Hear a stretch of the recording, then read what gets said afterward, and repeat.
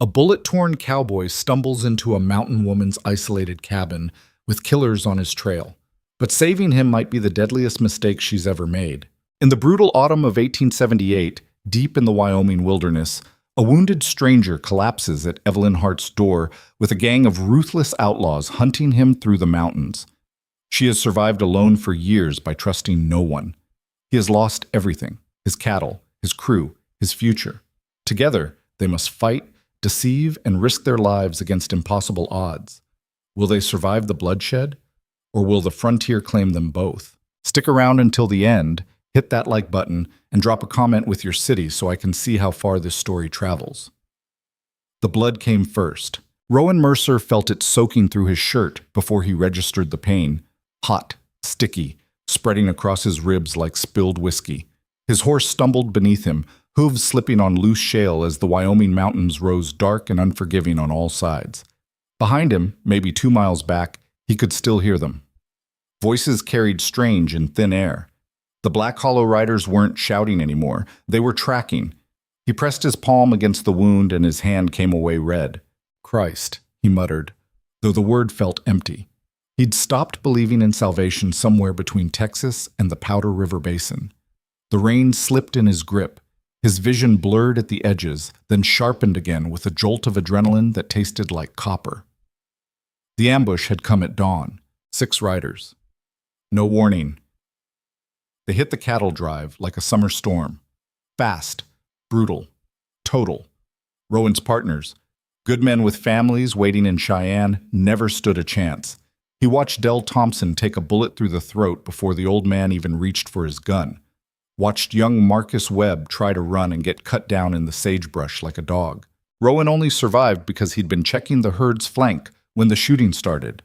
Survived long enough to see the gang's leader, a tall man with a scar splitting his jaw like a canyon, put a bullet in the dirt 6 inches from Rowan's head as a warning. "I want him alive," the scarred man had said.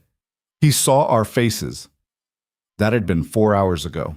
Now Rowan was alone, wounded, and running out of mountain to hide in. His horse, a tough little Mustang mare named Dust, wheezed with exhaustion. He could feel her ribs heaving between his knees. They'd been climbing since noon, pushing higher into country where the pine trees grew twisted and the air thinned to nothing. The sun dropped behind the peaks. Shadows pooled in the valleys like ink. Rowan didn't know where he was going. He only knew he couldn't stop. The trail narrowed to barely a deer path, winding between granite outcrops and stands of lodgepole pine. His side burned. Every breath felt like swallowing broken glass. Twice he nearly slipped from the saddle, catching himself at the last second with his good hand fisted in Dust's mane. "Just a little further," he told the horse. Told himself. "Just a little." That's when he saw the light. Faint, flickering. Maybe half a mile ahead through the trees. A cabin. Rowan blinked, sure he was hallucinating. But the light held steady. The warm glow of a lantern behind shuttered windows. Smoke rose thin and gray from a stone chimney. Someone lived up here. Someone who might have bandages, food, a place to hide until the bleeding stopped. Or someone who might put a bullet in him for bringing trouble to their door. He didn't have a choice. Dust stumbled into a clearing as the last light died. The cabin sat small and square against the mountainside. Built from rough-cut logs with a shake roof that had seen better years. A lean-to stable stood to one side. Chickens scratched in a wire pen. A vegetable garden, mostly harvested, stretched along the south wall. It looked lived in, cared for, alone. Rowan slid from the saddle and his legs gave out. He hit the ground hard, biting back a shout as pain exploded through his ribs. The world tilted. He tasted blood. Through the roaring in his ears, he heard Dust nicker softly, confused. Then he heard something else, a shotgun racking. "Don't move." The voice came from the cabin's porch, low, steady, unmistakably female. Rowan managed to lift his head. Through the blur of pain and failing light, he saw her, tall, lean, maybe 30 years old. Dark hair pulled back, a Winchester rifle aimed dead center at his chest. She didn't look scared. She looked ready. "I'm not—" Rowan's voice cracked. He coughed and tasted copper. "I'm not here to cause trouble. You're bleeding on my property. That's trouble enough." She didn't lower the rifle. Who's following you? Smart question. Most people would have asked if he was alone. Outlaws, Rowan said. The word came out thick. Black Hollow Riders. They killed my crew. Took everything. I saw their faces, so now they're... He lost the thread. The ground felt like it was moving. How many? 5, maybe 6. I don't... His vision grayed at the edges. I don't know anymore. The woman didn't move for a long moment. Rowan could hear her thinking, weighing options. Save a stranger or protect herself. Help a dying man or stay safe in a world where safe was the only thing that mattered. Then she lowered the rifle. Can you stand? No. Can you crawl? Rowan tried. His arms shook. He made it maybe 2 feet before his strength gave out completely. He collapsed face first in the dirt, breathing in shallow gasps. Boots appeared in his line of sight. Then hands, strong, calloused, grabbed him under the arms. This is going to hurt, she said. She wasn't lying. The woman half carried, half dragged him across the clearing. Each step sent fresh agony through his side. Rowan tried to help, tried to get his feet under him, but his body wouldn't cooperate. By the time they reached the cabin steps, he was barely conscious. She kicked the door open and pulled him inside. The cabin's interior swam into focus in pieces. A stone fireplace with embers glowing. A rough wooden table. Shelves lined with preserves and dried herbs. Everything clean, organized, purposeful. This wasn't just a shelter. It was a home. Table, the woman grunted. She hoisted him onto the table's surface with surprising strength. Rowan lay flat, staring at rough-hewn ceiling beams while she moved around him with quick efficiency. He heard water being poured, the clink of glass bottles, cloth tearing. How long ago were you shot? 4 hours, maybe 5. Bullet still in you? Went through. Lucky. She didn't sound impressed. What's your name? Rowan. Rowan Mercer. Evelyn Hart. She appeared in his vision holding a bottle of whiskey and a wad of clean cloth. This is going to hurt worse than the dragging. Can't hurt worse than getting shot. Want to bet? She cut his shirt open with a knife that looked sharp enough to skin a bear. The wound ran along his lower ribs, an angry furrow where the bullet had plowed through muscle and skin without hitting anything vital. It was still bleeding, but slower now. Mostly it looked like hell. Evelyn poured whiskey directly into the wound. Rowan's back arched off the table. He bit down on a scream that came out as a strangled grunt. White-hot pain burned through his entire side. He grabbed the table's edge so hard his knuckles went white. Breathe, Evelyn said calmly. Breathe through it. Jesus Christ. No use calling on him up here. She pressed cloth against the wound, applying pressure that made Rowan see stars. You're on your own in these mountains? She worked quickly, thoroughly. Cleaned the wound, packed it with what smelled like yarrow and sage. Wrapped his torso in strips of boiled linen that she tied tight enough to make breathing difficult. When she finished, Rowan lay gasping like a landed fish. Evelyn wiped her hands on a rag and studied him with eyes that missed nothing. You said 5 or 6 men are following you. Yeah. How close? I don't know. I had maybe 2 miles on them when I found this place. That was an hour ago. If they're tracking at night, they're desperate. She moved to the window, peering through a crack in the shutters. If they're desperate, they're dangerous. They're already dangerous. They're killers. So am I when I need to be. Evelyn turned back to him. Here's what's going to happen. You're going to stay quiet and still on that table. I'm going to put out the lamp, bar the door, and wait. If they come tonight, they won't find you breathing. Understood? Rowan nodded, too exhausted to argue. Evelyn moved through the cabin like she'd rehearsed this exact scenario 100 times. She doused the lamp, barred the door with a heavy timber, checked the rifle, and positioned spare ammunition on the windowsill. Then she settled into a chair near the fireplace with the Winchester across her knees. Waiting. The silence stretched. Outside night sounds filtered through. Wind in the pines, an owl calling, the creek that ran somewhere below the clearing. Normal sounds, peaceful sounds. Rowan's side throbbed in time with his heartbeat. Why'd you help me? He asked quietly. Evelyn didn't look at him. Because leaving a man to bleed out in my yard would make me something I don't want to be. Most people would have turned me away. Most people are afraid. And you're not? She was quiet for a moment. I stopped being afraid 3 years ago when my husband died and left me alone on this mountain. Fear doesn't keep you alive out here. Preparedness does. Rowan absorbed this.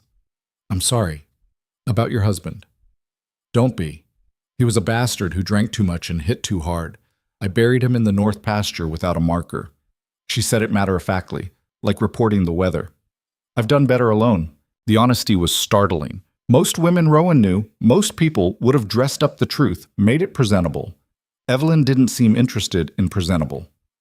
How long have you been up here by yourself? He asked. 3 winters. I run trap lines, grow vegetables, trade furs in Silver Creek twice a year. It's not easy, but it's mine. Silver Creek? That's the settlement about 12 miles south? 10 as the crow flies, longer on horseback. She finally looked at him. You planning to head there when you heal up? If I heal up. You will. The wound's clean and you're young enough to mend. She paused. But those men tracking you, the Black Hollow Riders, they won't stop looking. Not if you can identify them. Rowan closed his eyes. She was right. He'd seen their faces, heard their names. Dutch Carver, the one with the scar. Hank Bellows, the Marsh brothers. They'd killed his partners in cold blood and stolen 300 head of prime Texas cattle. Men like that didn't leave witnesses. I know, he said quietly. So what's your plan? Survive tonight. Figure out tomorrow when tomorrow comes. Evelyn made a sound that might have been approval or amusement. Fair enough. They fell silent again. The fire burned down to embers. Rowan drifted in and out of consciousness, pain pulling him under, then spitting him back up. Each time he surfaced, Evelyn was still there, motionless, watchful, the rifle never moving from her lap. Sometime near midnight, dust whinnied outside. Evelyn was on her feet instantly. She moved to the window, peering through the shutters with the rifle raised. Rowan tried to sit up and immediately regretted it. Pain stabbed through his side. Stay down, Evelyn hissed. Rowan could hear it now, too. Hoofbeats. Multiple horses. Coming up the trail toward the clearing. The Black Hollow Riders had found him. Evelyn's jaw tightened. She checked the rifle's chamber, then reached for a box of ammunition on the shelf. Her movements were quick but controlled. No panic, no hesitation. How many rounds you got? Rowan whispered. Enough. The hoofbeats stopped. Rowan heard voices, men talking low, discussing strategy. His blood went cold. He recognized Dutch Carver's drawl, the way the outlaw leader clipped his words short. Smoke's coming from the chimney. Someone's home. A different voice. Could be a trapper. Could be anyone. Or it could be Mercer. Lights out. But there's a horse in that lean-to that ain't been there long. Gear's still wet. Silence. Then Dutch again. Spread out. Cover the back. If anyone runs, drop them. Evelyn glanced at Rowan. Her expression was unreadable in the dark. Can you shoot? She asked. Not well. Not right now. Then stay quiet and let me handle this. Before Rowan could respond, someone pounded on the door. Hello, the cabin. Dutch's voice carried false friendliness. Looking for a man who might have passed through, wounded, riding a Mustang mare. You seen anyone like that? Evelyn waited a beat, then another. Let the silence stretch until it became uncomfortable. Finally, she called out, Who's asking? Name's Dutch Carver. Me and my boys are trackers working for the territorial marshal. We're hunting a killer who escaped custody down in Laramie. Dangerous man.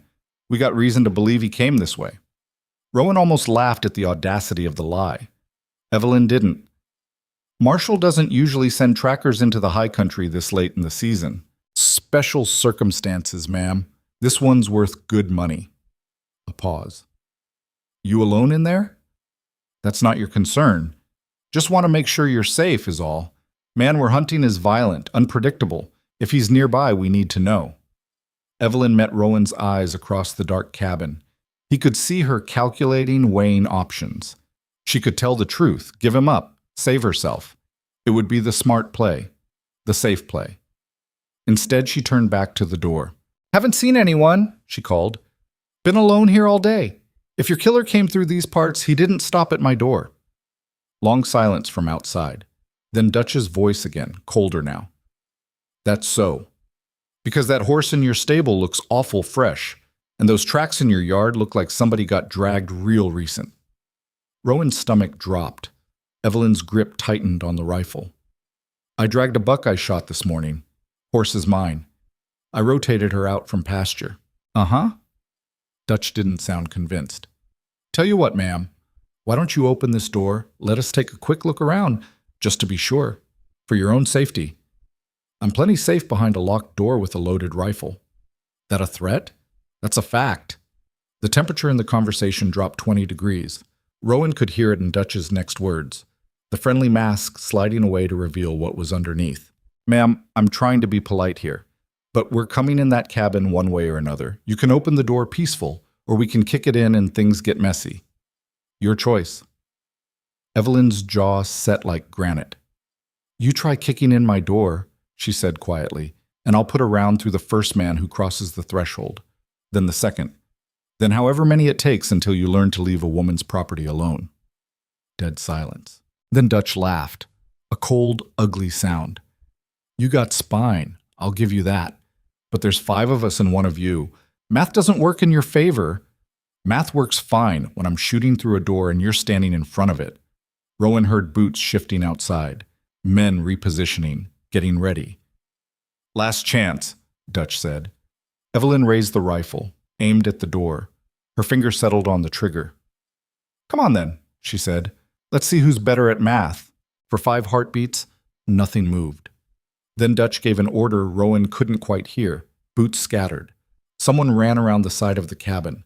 Glass shattered. The back window breaking. Evelyn spun and fired in one smooth motion. The Winchester cracked like thunder. Someone outside screamed. Heavy footsteps stumbled backward. Jesus Christ, she shot Hank. Get back, get... Another shot. This one punched through the door, sending splinters flying. The men outside scattered, cursing, diving for cover. Evelyn worked the rifle's lever with practiced ease, ejecting the spent shell and chambering a fresh round. She moved to the window, fired twice more into the dark. Rowan heard men yelling, horses spooked and whinnying in panic. You crazy bitch! She's got the high ground. Dutch, we gotta pull back, More gunfire erupted from outside, wild and unfocused. Bullets thudded into the cabin's log walls, punched through the shutters, sent splinters raining down. Evelyn dropped below the windowsill, reloaded, came up firing. It was chaos. Violent. Desperate. Then, as suddenly as it started, it stopped. Rowan could hear the riders retreating, horses crashing through underbrush, men shouting orders. The sound faded into the forest, swallowed by distance and darkness. Evelyn stayed at the window, rifle ready, breathing hard. A full minute passed, then 2. Nothing moved outside except wind-stirred shadows. Finally, she lowered the rifle. They gone? Rowan managed. For now? Evelyn turned to face him. In the faint firelight, her expression was fierce, alive. But they'll be back. Men like that don't give up after one skirmish. You hit one of them.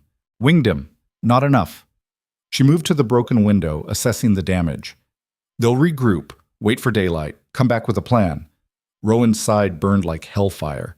The adrenaline from the fight was fading, leaving only pain and exhaustion. I'm sorry. I brought this on you. I should have what? Died in my yard? Evelyn shook her head. What's done is done. Now we deal with it. We? She looked at him directly. You think I'm handing you over after I just shot one of their friends? They'll kill us both now. We're in this together whether we like it or not. The weight of what she'd done settled over the cabin like snow. Evelyn Hart had been safe, alone, unknown to the Black Hollow riders. Now she was a target, all because she'd chosen to help a dying stranger instead of turning him away. Thank you, Rowan said quietly. Don't! Evelyn cut him off. Don't thank me yet. We're not out of this. Not by a long shot. She was right. Dutch Carver and his men were somewhere in those woods, wounded and angry, planning their next move. Come dawn, they'd be back. And when they came, Rowan and Evelyn would have to be ready, or they'd both die on this mountain. Evelyn pulled the shutters closed over the broken window, wedged them with spare lumber. Then she returned to her chair by the dying fire, rifle across her lap. Rowan watched her in the ember light, this hard, fierce woman who'd saved his life twice in one night. He wanted to say something, do something, but his body had other plans. The pain and blood loss were dragging him under. Get some rest, Evelyn said without looking at him. You'll need your strength. What about you?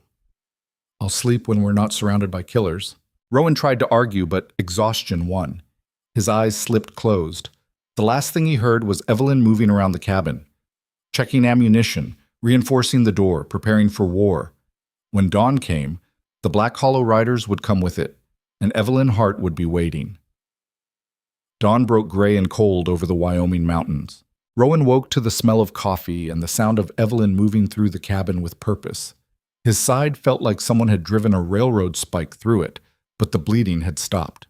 When he tried to sit up, the room tilted sideways. Easy. Evelyn appeared beside him with a tin cup. Drink this first. The coffee was bitter and strong enough to strip paint.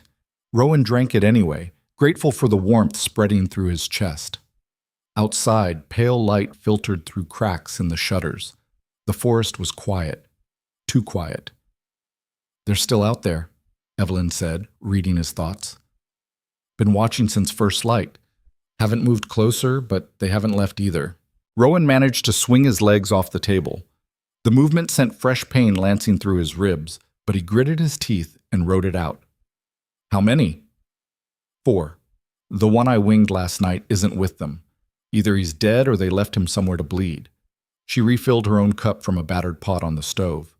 They're setting up a perimeter, not rushing in. That means they're thinking. Thinking's worse than charging. Usually is. Evelyn moved to the window, peered through a gap in the shutters. Your Dutch carver is smart. He knows he can't just kick down the door anymore, so he's waiting for us to make a mistake. Rowan finally got a good look at her in daylight. She was younger than he'd thought. Maybe 28, with dark brown hair tied back in a practical braid.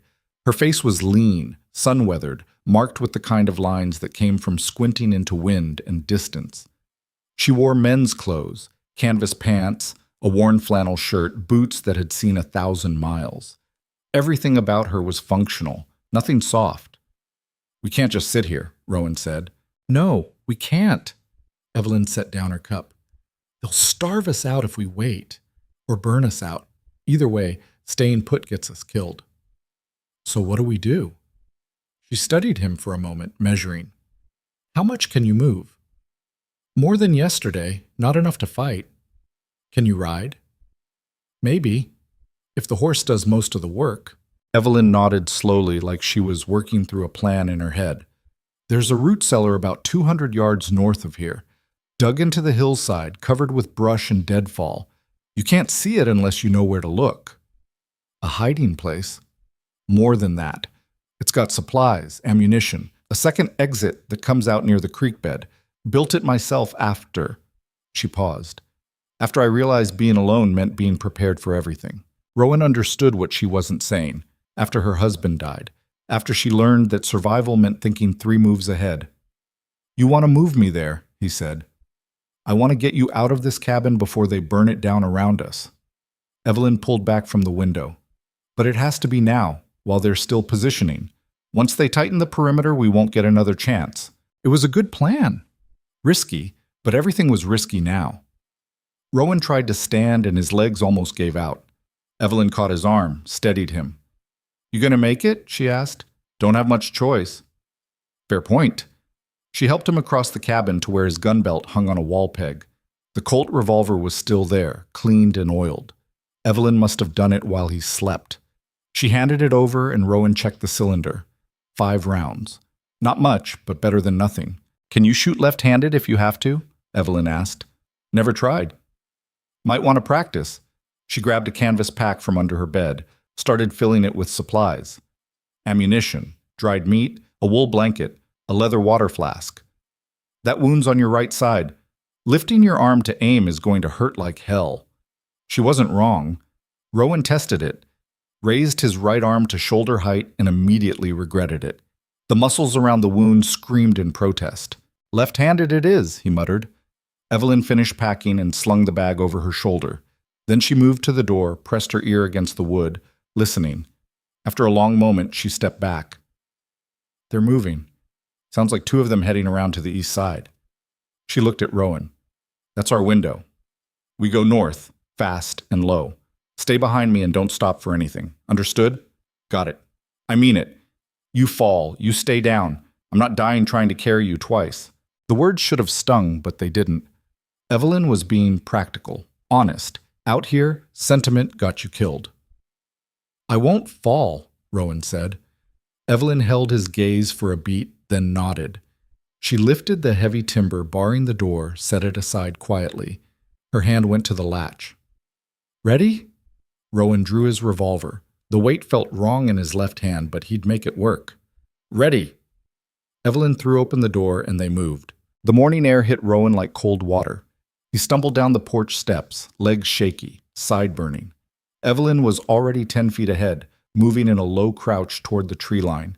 Rowan followed, every step jarring his wound. Behind them, someone shouted, "They're running! North side!" Gunfire cracked across the clearing. Bullets kicked up dirt near Rowan's feet. He ran harder, lungs burning, vision narrowing to nothing but Evelyn's back and the trees ahead. They hit the forest at full speed.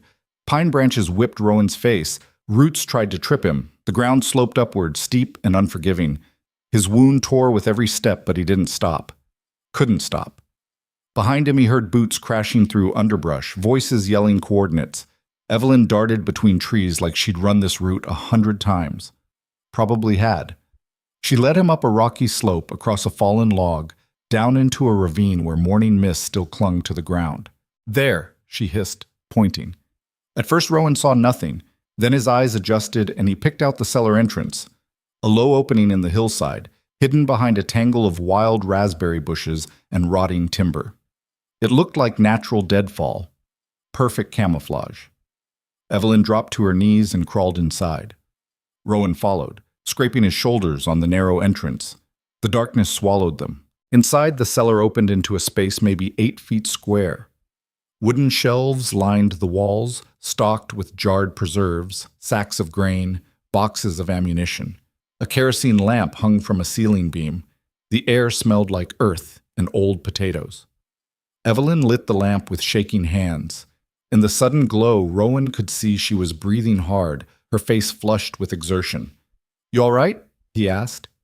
"Fine. You?" Rowan looked down. Fresh blood was soaking through his bandages. "Been better." "Sit." Evelyn pointed to a wooden crate. "Let me see." She peeled back his shirt and examined the wound. The stitching had held, but the tissue around it looked angry and inflamed. Evelyn made a disapproving sound in her throat. "You tore something running. Not bad, but bad enough." She reached for a jar on the shelf, some kind of salve that smelled like pine pitch and honey. "Hold still."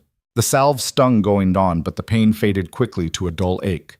Evelyn worked with efficient hands, rebandaging the wound with clean strips of cloth. Outside, they could hear the riders spreading through the forest, boots on fallen leaves, voices calling back and forth. "Check that ravine! Nothing here!" They couldn't have gone far, not with him wounded. Evelyn froze, listening. Rowan held his breath. The voices passed within 20 yards of the cellar entrance, so close he could hear one of the men coughing. Then they moved on, crashing through the brush toward the creek. Minutes passed. The sounds faded. Evelyn finally relaxed. They'll search for another hour, maybe 2. Then they'll go back to the cabin thinking we doubled around. She tied off the bandage. That buys us time. Time for what? To figure out how to stay alive. She sat back on her heels. They know you're here now. They know I'm helping you. That makes both of us targets. We can't hide in this cellar forever, and we can't outrun them on foot. Rowan knew she was right. His horse was still at the cabin. So was Evelyn's. Dutch and his men would find them, probably already had. Without horses, wounded, outnumbered, the math wasn't good. "So we need a new plan," he said. "We need them to think you're dead." The words hung in the cellar's close air. Rowan studied Evelyn's face in the lamplight. She wasn't joking. "You want to fake my death?" he said slowly. "I want them to stop hunting you. Only way that happens is if they believe you're already gone." She stood, paced the small space. "Think about it. They're not going to search these mountains forever. Dutch Carver's got 300 stolen cattle to move before winter. Every day he wastes chasing you is money lost. But if they don't find a body, they will." Evelyn's eyes were sharp, calculating. "We give them one. Not yours. Something close enough to fool them at a distance." Rowan felt a chill that had nothing to do with the cold earth around them. You're talking about staging a death scene. I'm talking about survival, about making them believe the story they want to believe. She stopped pacing, faced him directly. These men aren't investigators. They're killers trying to tie up a loose end. They want you dead. We show them a body in the right place, with the right details, they'll accept it and move on. It was crazy. It was also the first plan that actually had a chance of working. How? Rowan asked. Evelyn's mind was already working. There's a game trail about half a mile east of here, steep drop-off, maybe 40 feet down to rocks and rushing water. Hunters lose pack animals there every year. She met his eyes. We find something close to your size, stage a fall, make it look like you were running, went over the edge in the dark, broke your neck on the rocks below. What about a body? I've got deer quarters in the cold storage. We wrap them in your shirt, let the water and rocks do the rest. From a distance, after a day in the creek, it'll look convincing enough. Rowan let the plan settle in his mind, testing it for holes. Dutch saw me at the cattle drive. He knows what I look like. He saw you 4 days ago, covered in trail dust and probably sporting a beard. You're cleaner now, paler from blood loss. Men change fast when they're dying. Evelyn shrugged. Besides, he won't want to look too close. Finding you dead is the easy answer. People take easy answers when they're tired and ready to move on. It could work. It was insane, but it could work. And after? Rowan asked. After they find the body and leave? After you heal. Then we figure out what comes next. We. She kept saying we, like his survival was tied to hers now. Maybe it was. Why are you doing this? Rowan asked quietly. You could have turned me away last night. Could have given me up during the shooting. Hell, you could leave me in this cellar right now and disappear into the mountains. Why risk everything for a stranger? Evelyn was quiet for a long moment. When she finally spoke, her voice was distant. 3 years ago, I was married to a man who beat me when he was drunk and ignored me when he was sober. Thought that was just how life worked. Then one night he came home mean, and I'd finally had enough.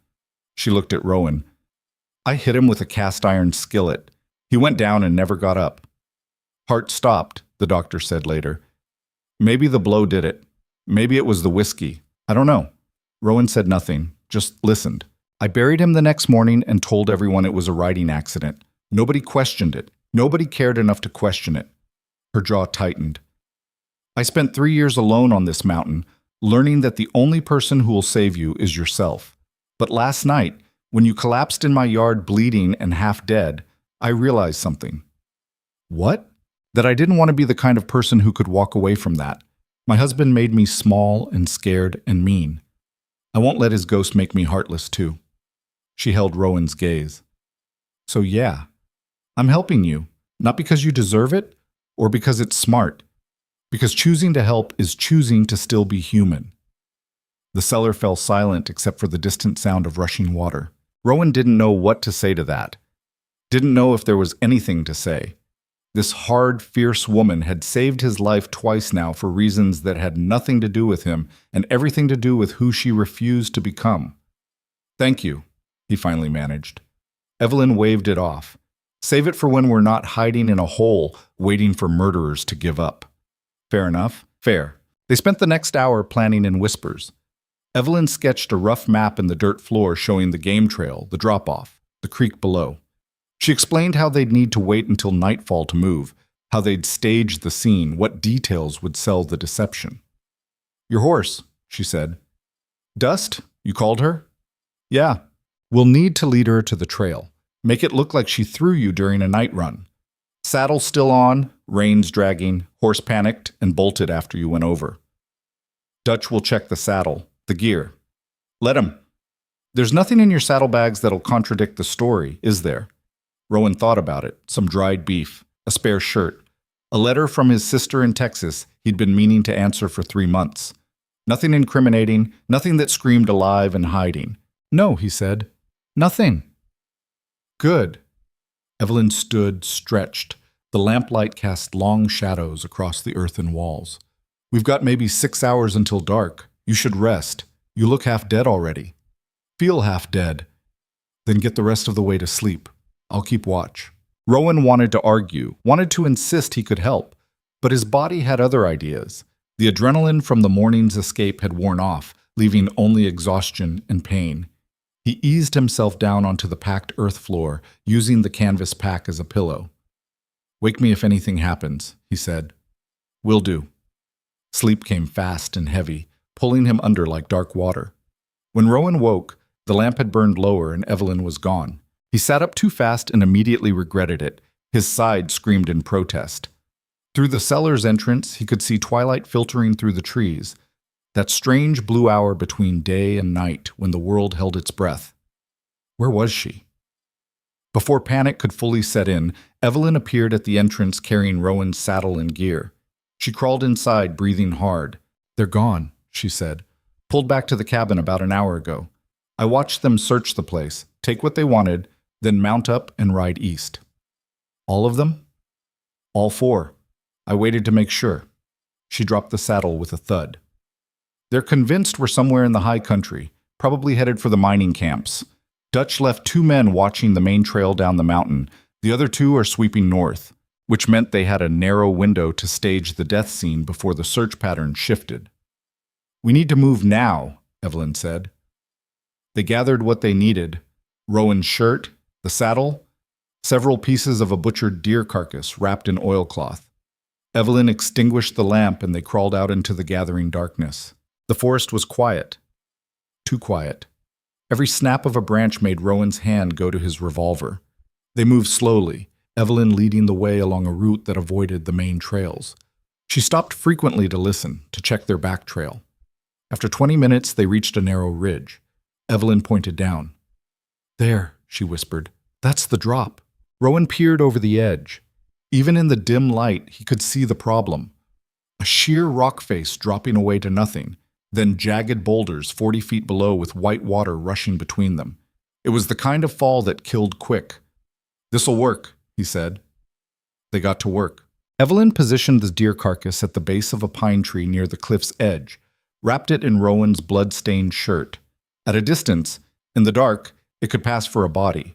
She arranged it carefully, one arm twisted at a wrong angle, legs splayed like someone had fallen hard. Then she kicked the bundle over the edge. It tumbled down, bounced once off an outcrop, and landed in the creek with a splash. The current immediately started pulling it downstream, wedging it between 2 boulders. Perfect. Next came the saddle. Evelyn scraped it along the rocks to scuff the leather, then tossed it over as well. It landed near the water's edge, half submerged. "Now the tracks," she said. They worked backwards, creating a trail that told the story Evelyn had planned. Boot prints running toward the cliff, signs of a struggle near the edge, disturbed pine needles, a broken branch, then hoofprints leading away in panic. When they finished, Evelyn stood back and studied their work with a critical eye.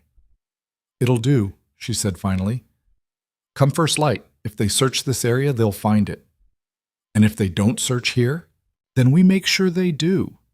Evelyn pulled something from her pocket, Rowan's hat, the one he'd lost during his escape. "I'll leave this on the trail heading east. Dutch's men will find it, backtrack, and discover the cliff."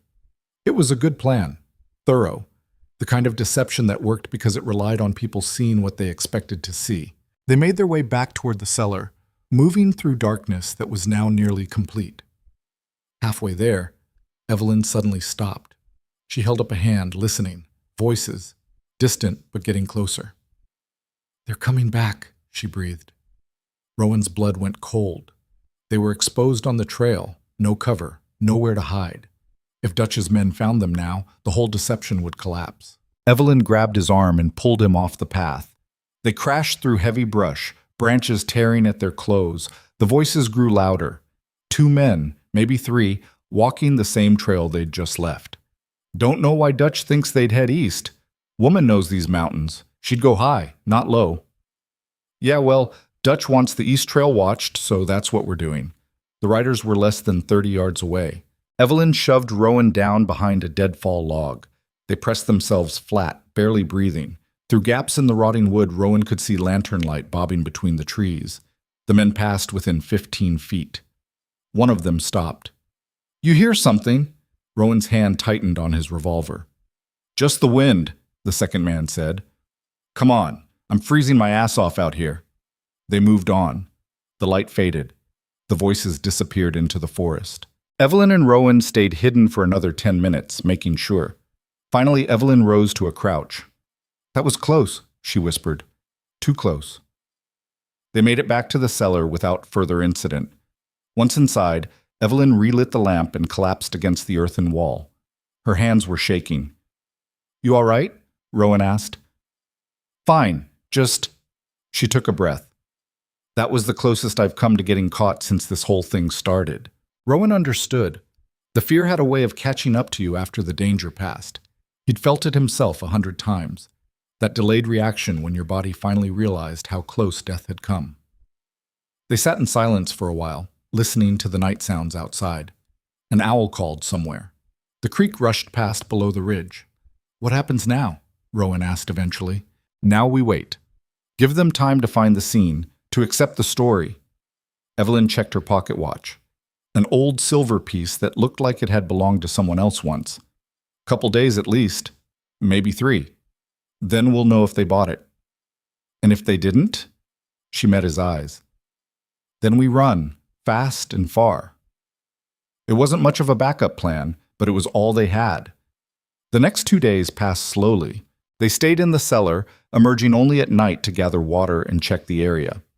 Evelyn made quick trips to the cabin during the day, watching from a distance to see if Dutch's men were still around. Each time she returned with news. "They're packing up," she reported on the second day. "Looks like they found the cliff scene. Saw them gathered at the drop-off this morning, then heading back to the cabin." "Did they recover the body?" "Tried. Current had wedged it pretty good between those rocks. They got close enough to see the shirt, your gear. That seemed to be enough." On the third day, Evelyn returned with better news. "They're gone. All of them. Rode out this morning heading east with the stolen cattle." She allowed herself a small smile. "I think we did it. I think they actually believed it." Rowan felt something loosen in his chest. Tension he'd been carrying for so long he'd forgotten it was there. "You're sure?" "As sure as I can be without following them for a week." Evelyn sat down, pulled out a piece of jerky from her pack. Dutch took one last look at the cabin before they left. Seemed satisfied. Probably figured you died running scared and he could get back to business. It was the best outcome they could have hoped for. Dutch Carver thought Rowan was dead. The Black Hollow Riders had moved on. The hunt was over. Except it wasn't. Not really. "What do I do now?" Rowan asked. "I'm dead as far as anyone knows. Can't exactly show up in Silver Creek asking for work." Evelyn chewed her jerky thoughtfully. "You still got that land deed you mentioned? The one up north?" "Yeah. Why?" "Because dead men don't own property, but a man with a new name could." She looked at him directly. "You said the deed was in your saddlebag, right? That means Dutch didn't find it, which means you've still got claim to that land." Rowan's mind started working. "You're saying I should go there, start over under a different name." "I'm saying you've got nothing tying you to your old life anymore. The deed's for land up near the Montana border, far enough from here that nobody knows Rowan Mercer. You show up as someone else, file the claim, nobody asks questions." It could work. Out here, people reinvented themselves all the time. The frontier was built on second chances and forgotten pasts. "What about you?" Rowan asked. "What about me?" "The Black Hollow Riders know you helped me. Even if they think I'm dead, they might come back, settle scores." Evelyn shook her head. "Dutch got what he wanted. You out of the picture. He's not going to waste time on a lone mountain woman when he's got stolen cattle to sell.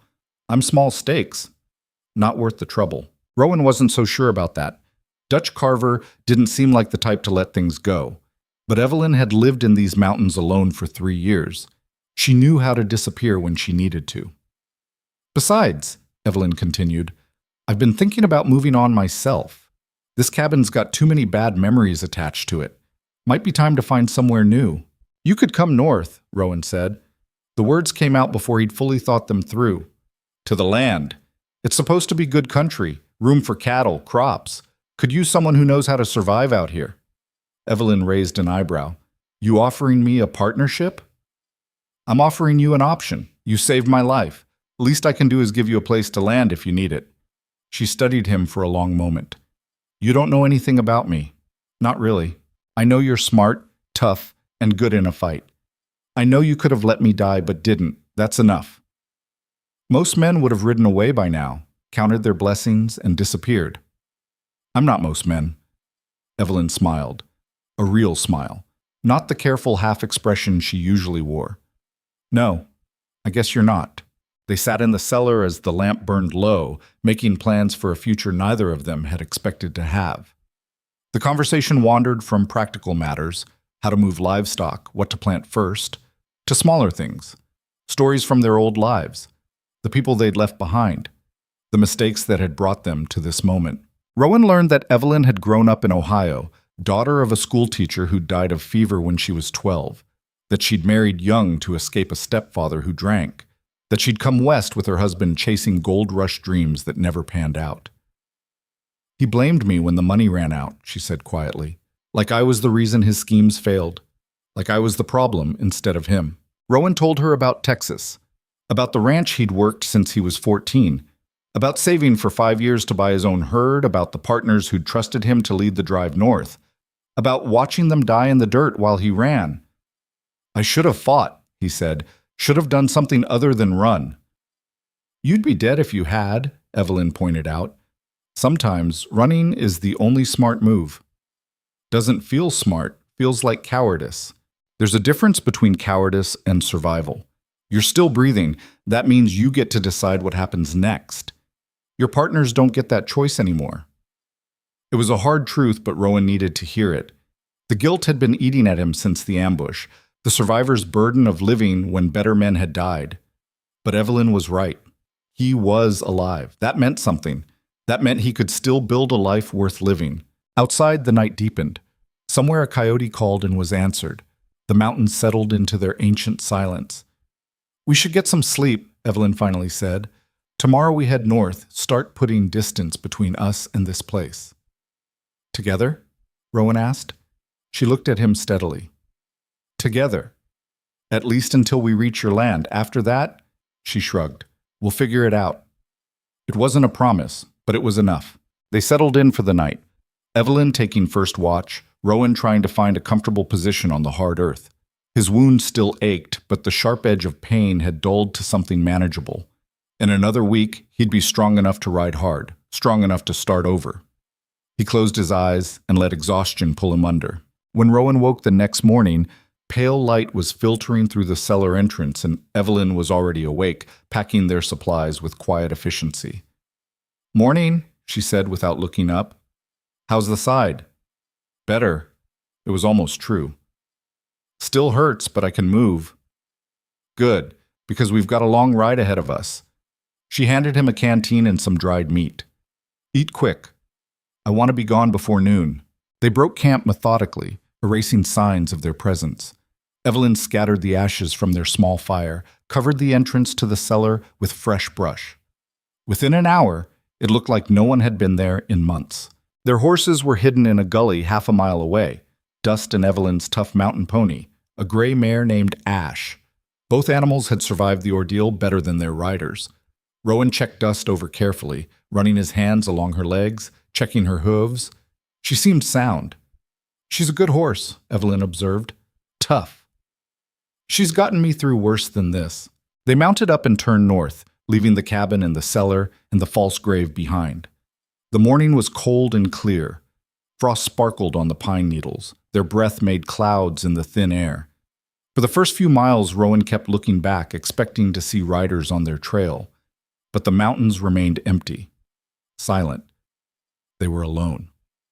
You can stop checking, Evelyn said. They're gone. How do you know? Because if they were still hunting us, we'd already be dead. She urged Ash forward. Trust me, I've spent 3 years learning when to worry. This isn't one of those times. Rowan wanted to believe her, tried to let the tension drain from his shoulders, but survival instinct was hard to shake. They rode through country that grew progressively rougher. Steep valleys, rocky trails that tested the horses, streams swollen with autumn runoff.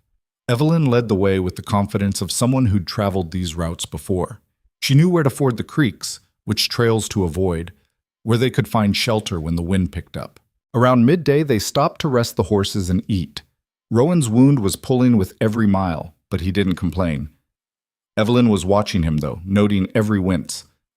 "We can slow down if you need to," she offered. "I'm fine. You're bleeding through your bandages again." Rowan looked down. She was right.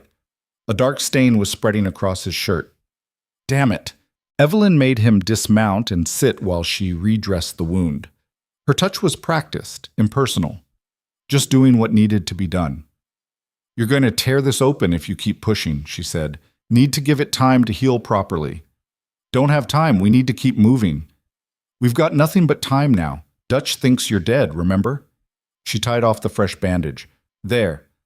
That should hold if you don't do anything stupid." "No promises." She almost smiled. "Fair enough." They remounted and continued north. The land began to change as they climbed. Fewer pines, more open meadows dotted with aspen groves that blazed gold in the autumn sun. The air thinned further. Some of the higher peaks already showed fresh snow. As the sun dropped toward the western ridges, Evelyn led them to a sheltered spot beneath an overhang. "We'll camp here tonight," she announced. While Evelyn tended the horses, Rowan gathered firewood. His side protested every bend and stretch, but movement felt good after hours in the saddle. By the time he had a decent pile collected, Evelyn had the horses picketed and was unpacking their gear. They built a small fire, just enough for warmth and to heat coffee.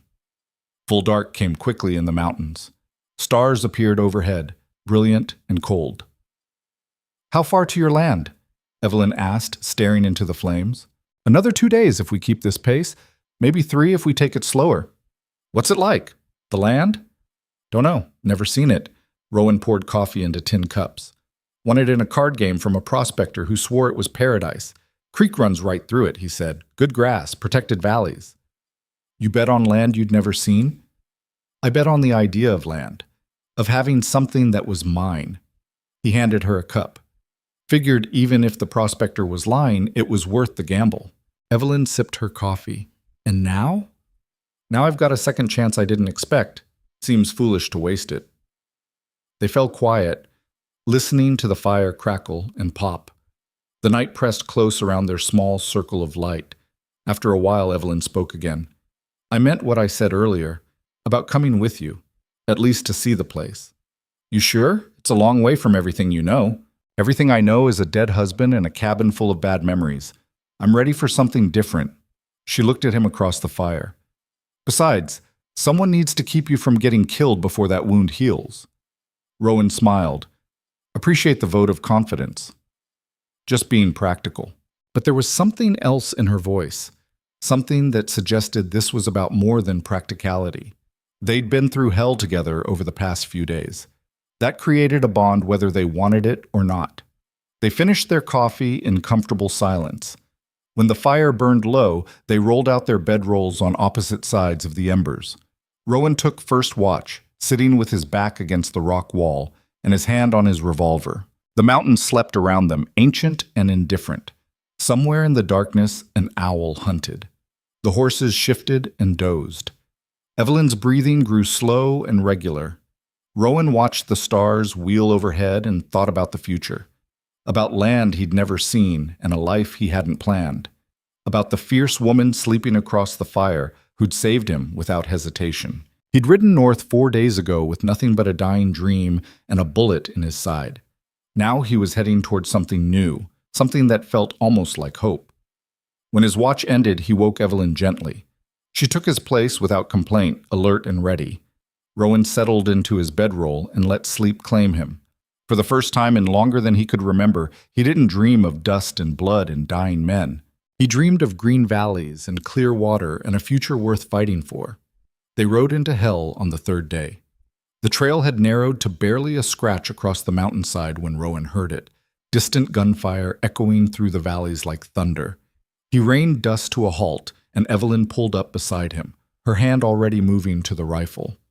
"That's not hunting," she said quietly. "No, it's not." They sat listening as the shots continued, scattered at first, then a sustained volley that spoke of something organized, something bad. "We should go around," Evelyn said. Rowan agreed. They had enough problems without riding into someone else's fight. But as they started to turn the horses, a rider burst from the trees below them, moving fast and panicked. A woman, barely staying in the saddle, with two men in pursuit. The pursuers opened fire. The woman's horse screamed and went down hard, throwing her into the rocks. She tried to crawl, but one of the men was already dismounting, walking toward her with his gun raised. "Damn it," Rowan muttered.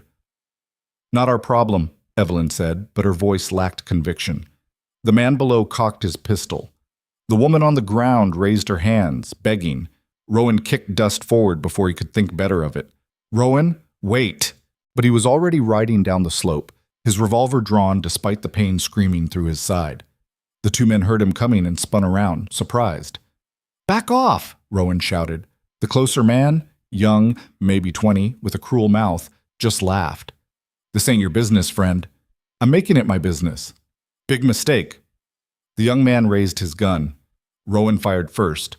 The shot caught the kid in the shoulder, spinning him around. He dropped his weapon and went down cursing. His partner opened fire and Rowan felt the bullet snap past his ear close enough to hear it hiss. Then Evelyn's rifle cracked from the ridge above. The second man clutched his leg and collapsed. Both attackers were down now, wounded but alive, scrambling for cover behind rocks. Rowan reached the woman and dismounted. She was older than he'd first thought. Maybe 45, with gray streaking her dark hair. Blood ran from a gash on her forehead. "Can you ride?" he asked. Yes, I think so." "Then get up behind me. Now." She didn't argue. Rowan hauled her onto Dust's back just as more riders appeared on the trail below, 4 of them, moving fast. "Go!" Evelyn shouted from above. Rowan spurred Dust hard. The horse lunged forward, carrying double weight up the treacherous slope. Behind them, the newcomers opened fire, but they were shooting uphill at a moving target. Most of the rounds went wide. They reached Evelyn's position and kept riding, crashing through heavy brush into a stand of aspen. The trees provided cover but slowed them down. Rowan could hear the pursuit gaining. "There's a creek bed 1/2 mile north," the woman gasped behind him. "We can lose them in the water." "You know this country?" Evelyn asked. "Better than they do." "Then lead." The woman directed them through a maze of game trails that Rowan never would have found alone.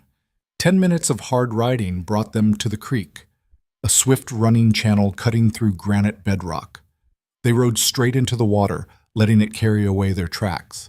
After a mile, the woman pointed to a narrow gap in the rocks. "There, get under the overhang." They squeezed the horses into a shallow cave hidden behind a curtain of falling water. The sound covered any noise they made. Through the water's veil, they could see the creek, but anyone outside would see only white spray. Minutes passed.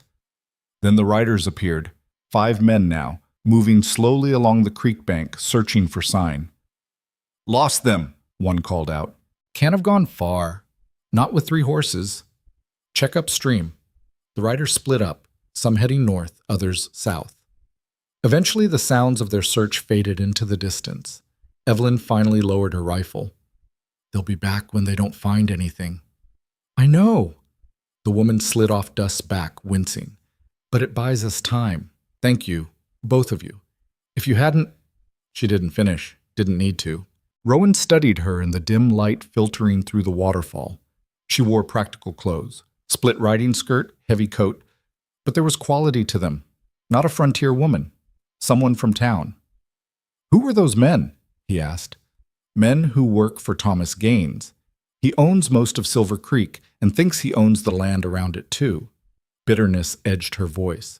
"Including my ranch." "Your ranch?" "What's left of it, the Running W.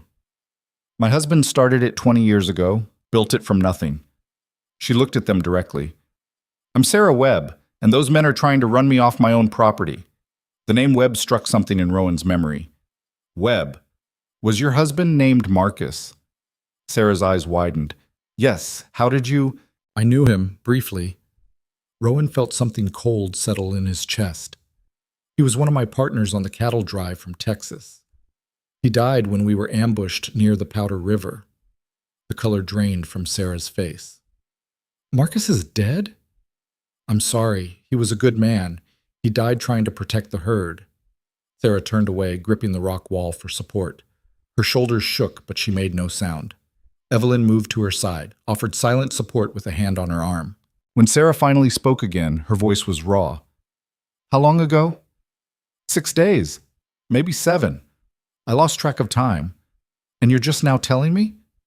I didn't know he had family nearby. Didn't know anything except that I was running for my life. Rowan's side throbbed where the wound pulled. I'm sorry. If I could have done something. Could you? Sarah turned back, her eyes hard. Could you have saved him? The question hung in the damp air. Rowan wanted to lie, wanted to say yes, but he owed her the truth. No, there were too many of them. It happened too fast. By the time I realized what was happening, Marcus and Dell were already down. Sarah closed her eyes. Dell Thompson too? Yes. They were friends, grew up together in Missouri. She took a shaky breath. Their families are going to... She couldn't finish. Evelyn guided her to a flat rock and made her sit. I'm sorry for your loss, Evelyn said quietly. But right now we need to figure out how to keep you alive. Those men will search until dark. We can't stay here. Sarah nodded, pulling herself together with visible effort. You're right. I'm sorry. Marcus was supposed to come back with money from the drive. We needed it to pay Gaines. Now Gaines is taking your ranch by force, Rowan finished. He's been trying for months. Offered to buy me out for a fraction of what the land's worth. When I refused, he started making things difficult, killed our cattle, burned our hay stores, ran off our hands. Her jaw tightened. This morning he sent men to deliver an ultimatum. Sign over the deed or they'd make me. You ran instead. I ran to Silver Creek to file a complaint with the marshal, but Gaines owns the marshal too, the whole damn town. Sarah looked at Rowan. You said you were running for your life. From who? Men who killed my partners and stole our cattle. The Black Hollow Riders. Never heard of them. They're from further south, led by a man named Dutch Carver. Recognition flickered across Sarah's face. Dutch Carver, big man with a scar on his jaw. Rowan's blood went cold. You've seen him? He rode into Silver Creek 3 days ago with a herd of cattle. Sold them to the stockyard for cash.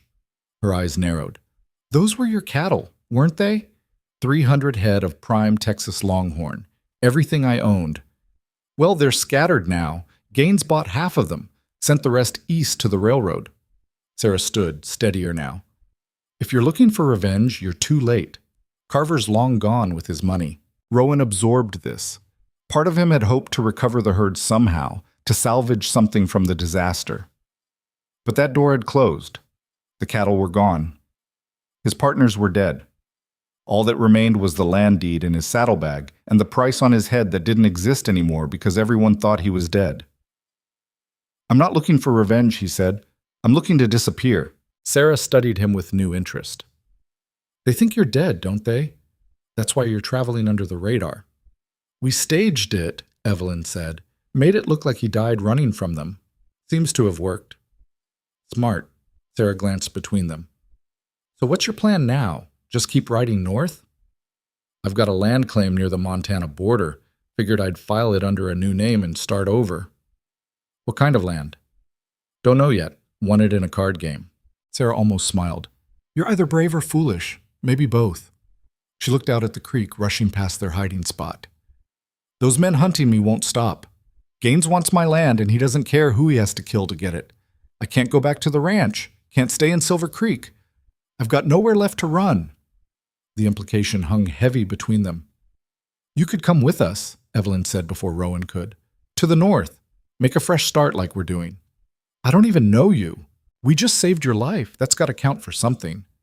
Sarah was quiet for a long moment. What's in it for you?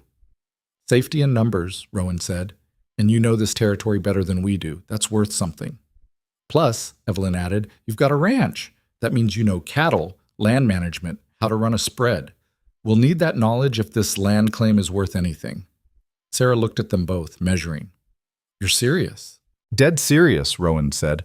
We're all running from something. Might as well run together. The sound of distant hoofbeats interrupted their conversation.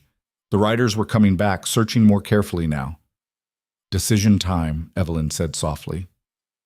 Sarah took one last look in the direction of Silver Creek, toward the life she'd built with Marcus, toward everything she was about to leave behind.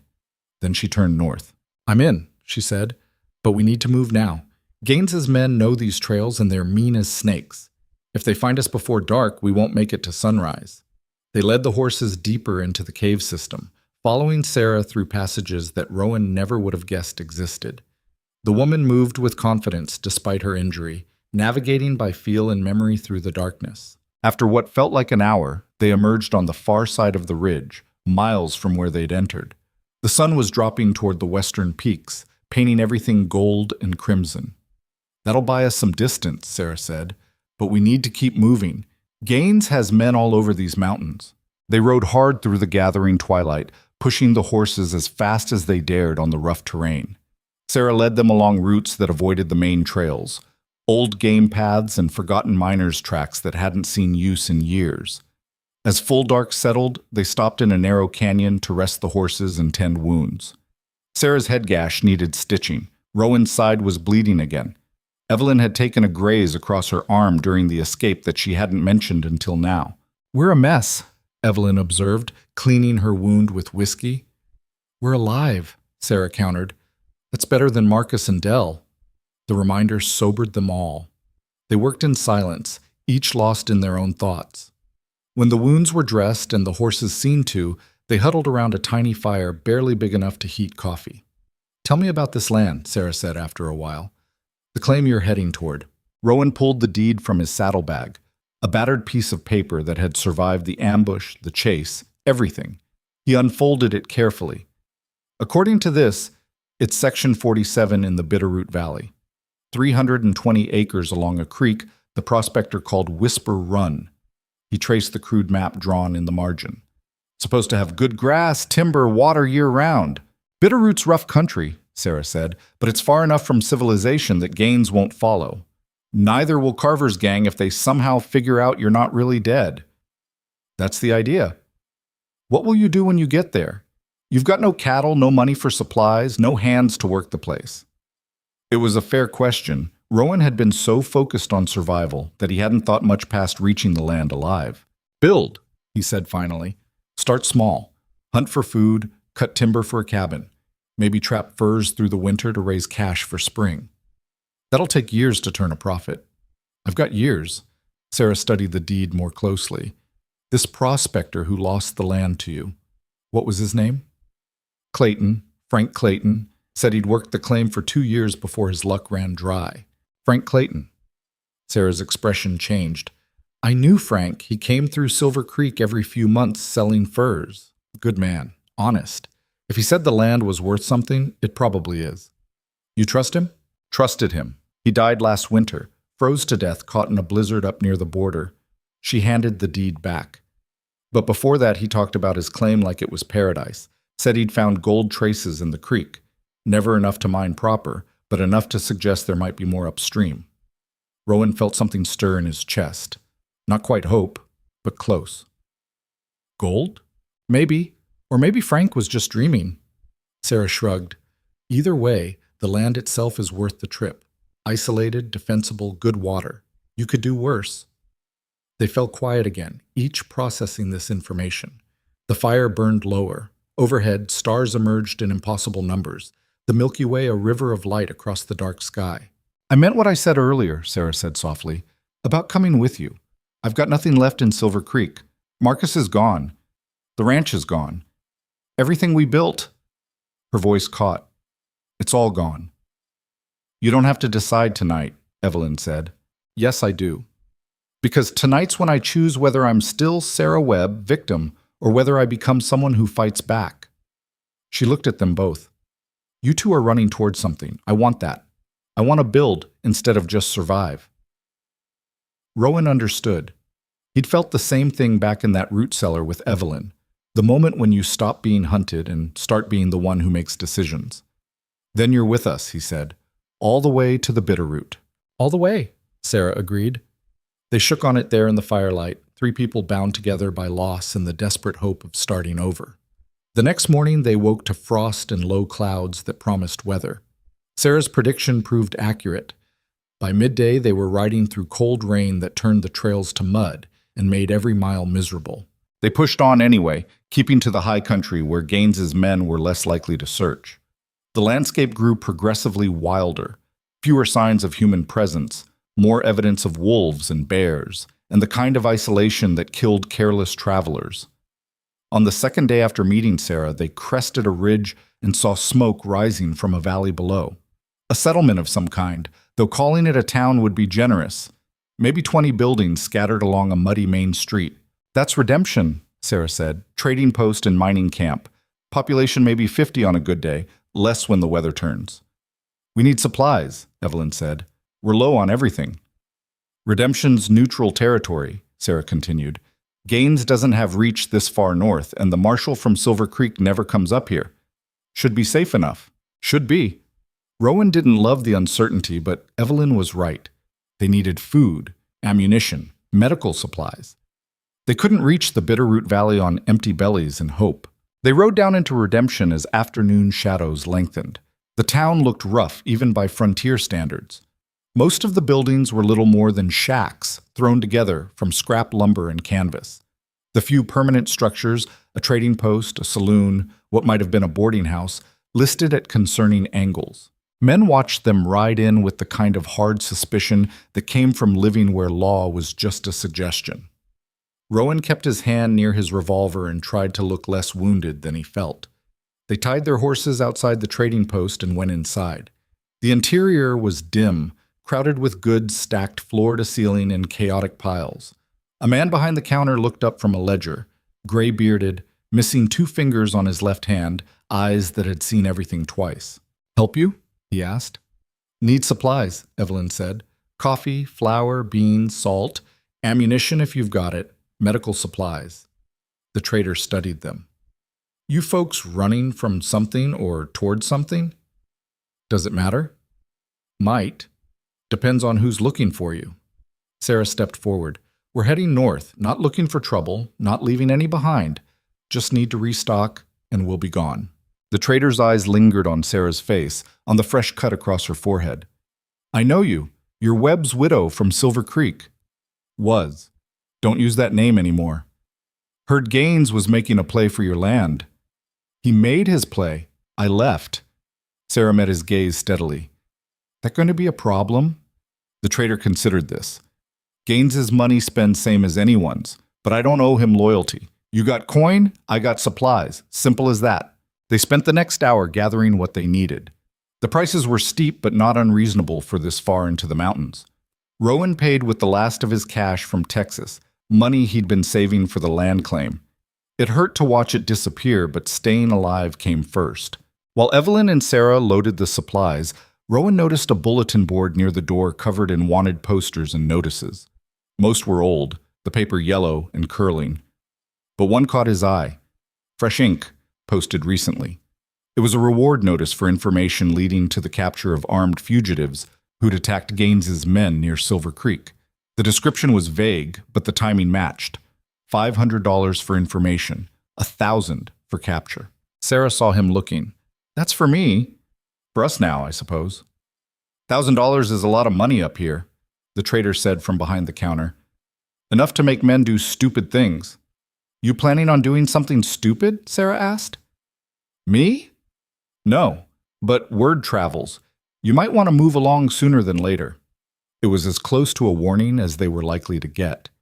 They finished loading the supplies and headed for the horses. That's when Rowan saw him. Standing outside the saloon across the street was a man he recognized, Hank Bellows, one of the Black Hollow riders. The same man Evelyn had shot through the back window of her cabin.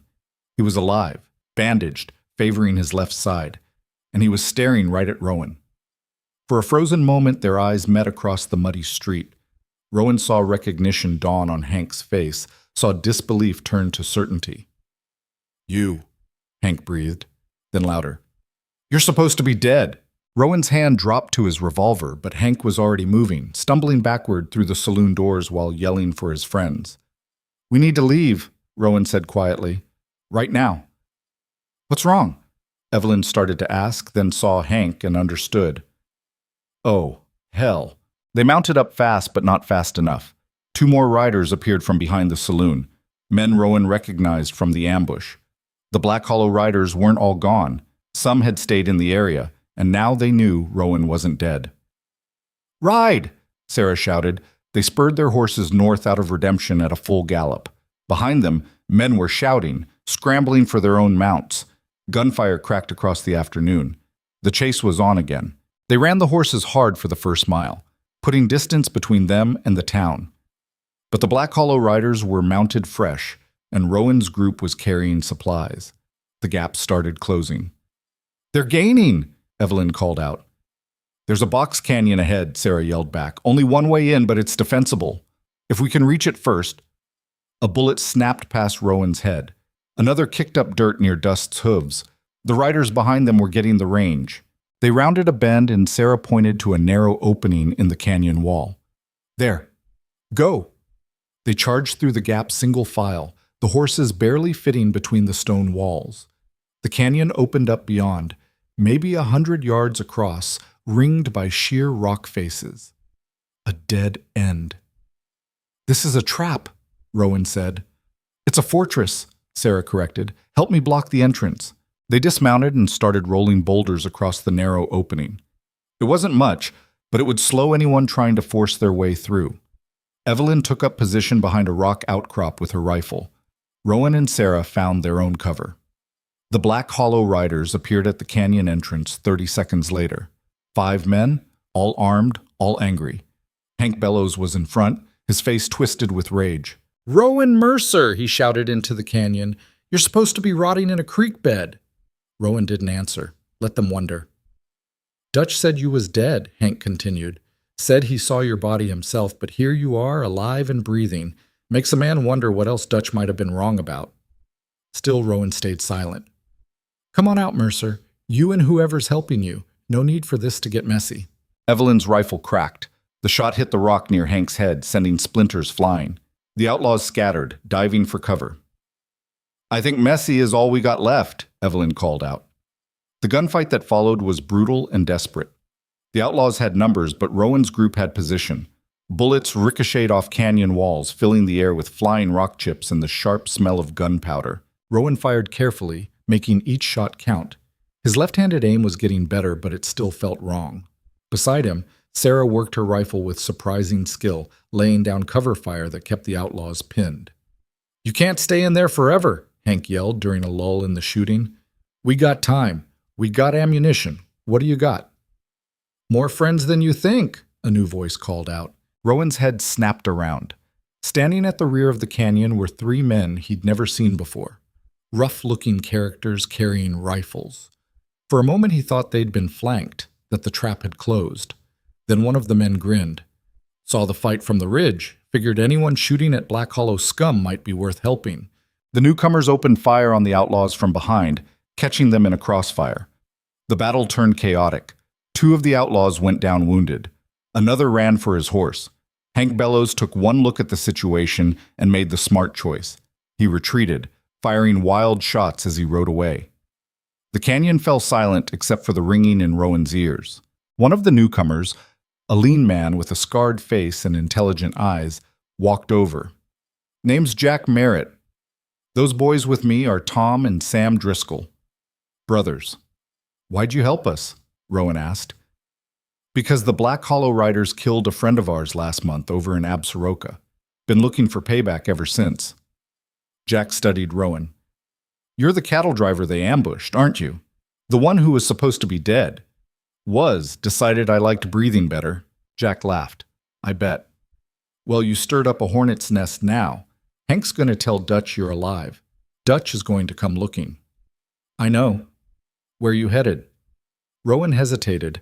These men had saved their lives, but that didn't make them trustworthy. Sarah made the decision for him. "North, to the Bitterroot. We've got land there. Trying to start fresh." Jack nodded slowly. "Bitterroot's good country if you can survive the winter. Might be we could ride along a ways. Safety in numbers and all that." "We don't need—" Rowan started. "Yeah, you do," Jack interrupted. "Dutch Carver runs with at least 10 men. You're 3 people and a bunch of horses. Math don't work in your favor." He had a point. Rowan looked at Evelyn and Sarah. Both women nodded slightly. "All right," Rowan said, "until we reach the valley. Then we part ways." "Fair enough." They gathered their gear and the wounded outlaws' weapons. No sense leaving good guns behind. Then they rode north together, 6 people now instead of 3, racing against the news that would bring Dutch carvers full wrath down on their heads. The mountains rose around them, indifferent to human drama. Somewhere ahead lay the Bitterroot Valley and the promise of land worth fighting for. Behind them, vengeance rode fast. The betrayal came at dawn on the 5th day. They'd camped in a sheltered hollow, 6 people around a dying fire, exhausted from pushing hard through country that seemed determined to kill them. Rowan had taken last watch, his wound aching in the cold air, when he heard the horses spooked in their picket line. By the time he turned around, Sam Driscoll had a gun pressed against Evelyn's head. "Don't move," Sam said quietly. His brother Tom was already covering Sarah with his rifle. Jack Merritt stood off to the side, hands raised, looking genuinely shocked. "What the hell are you doing?" Jack demanded. "Getting paid," Tom said. "Gaines has $1,000 on the widow. That's more money than we'll see in 3 years of honest work." Rowan's hand moved toward his revolver, but Sam cocked the hammer against Evelyn's skull. "Try it, and she dies first. Then you. Then Webb's widow. We don't need all of you alive, just her." "You said you hated the Black Hollow Riders," Rowan said, stalling, thinking. "You said they killed your friend." "They did, but that was business. This is just money." Tom gestured with his rifle. "Now put your weapons on the ground. Slow." Rowan had no choice. He set down his revolver. Sarah did the same with her pistol. Jack Merritt looked torn between fighting and surviving, but he was covered too. His gun joined the pile.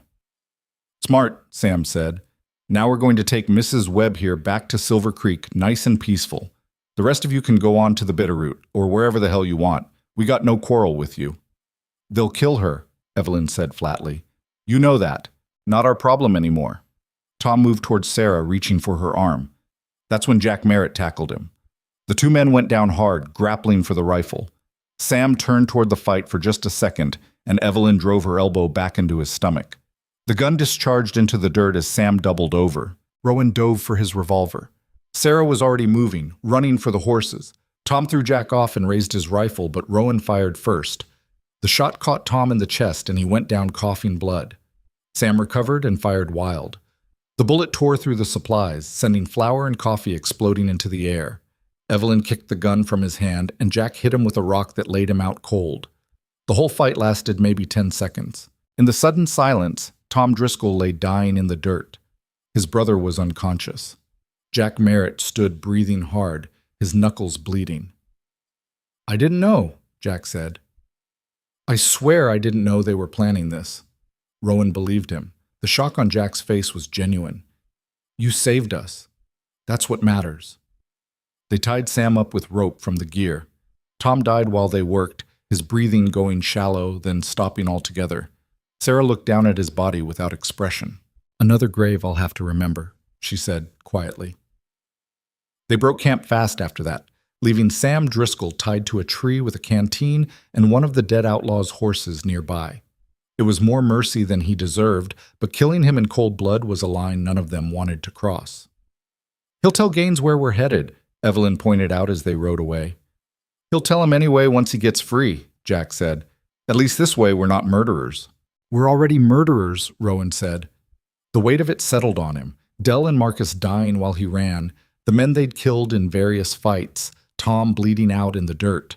The body count kept rising. "We're just trying not to add to it unnecessarily." They rode hard through country that grew progressively rougher.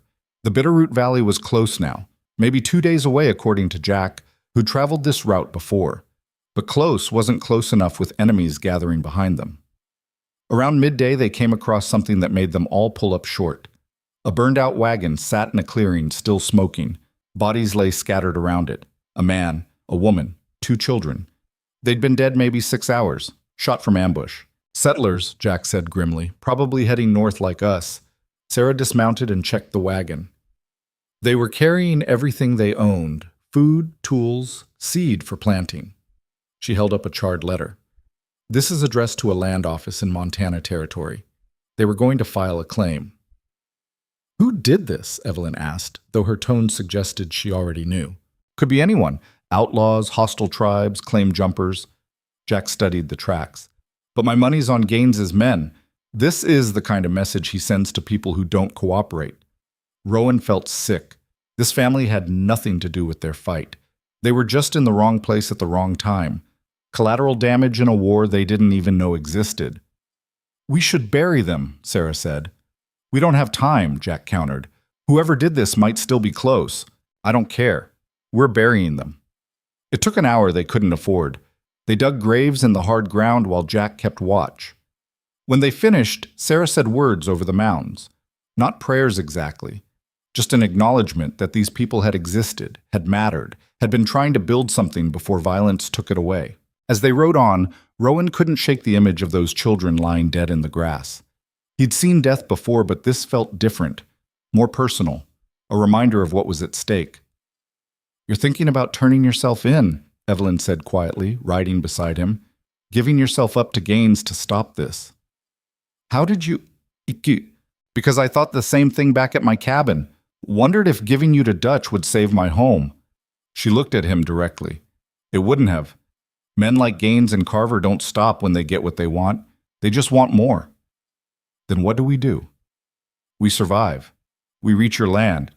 We build something worth protecting." Her voice was hard.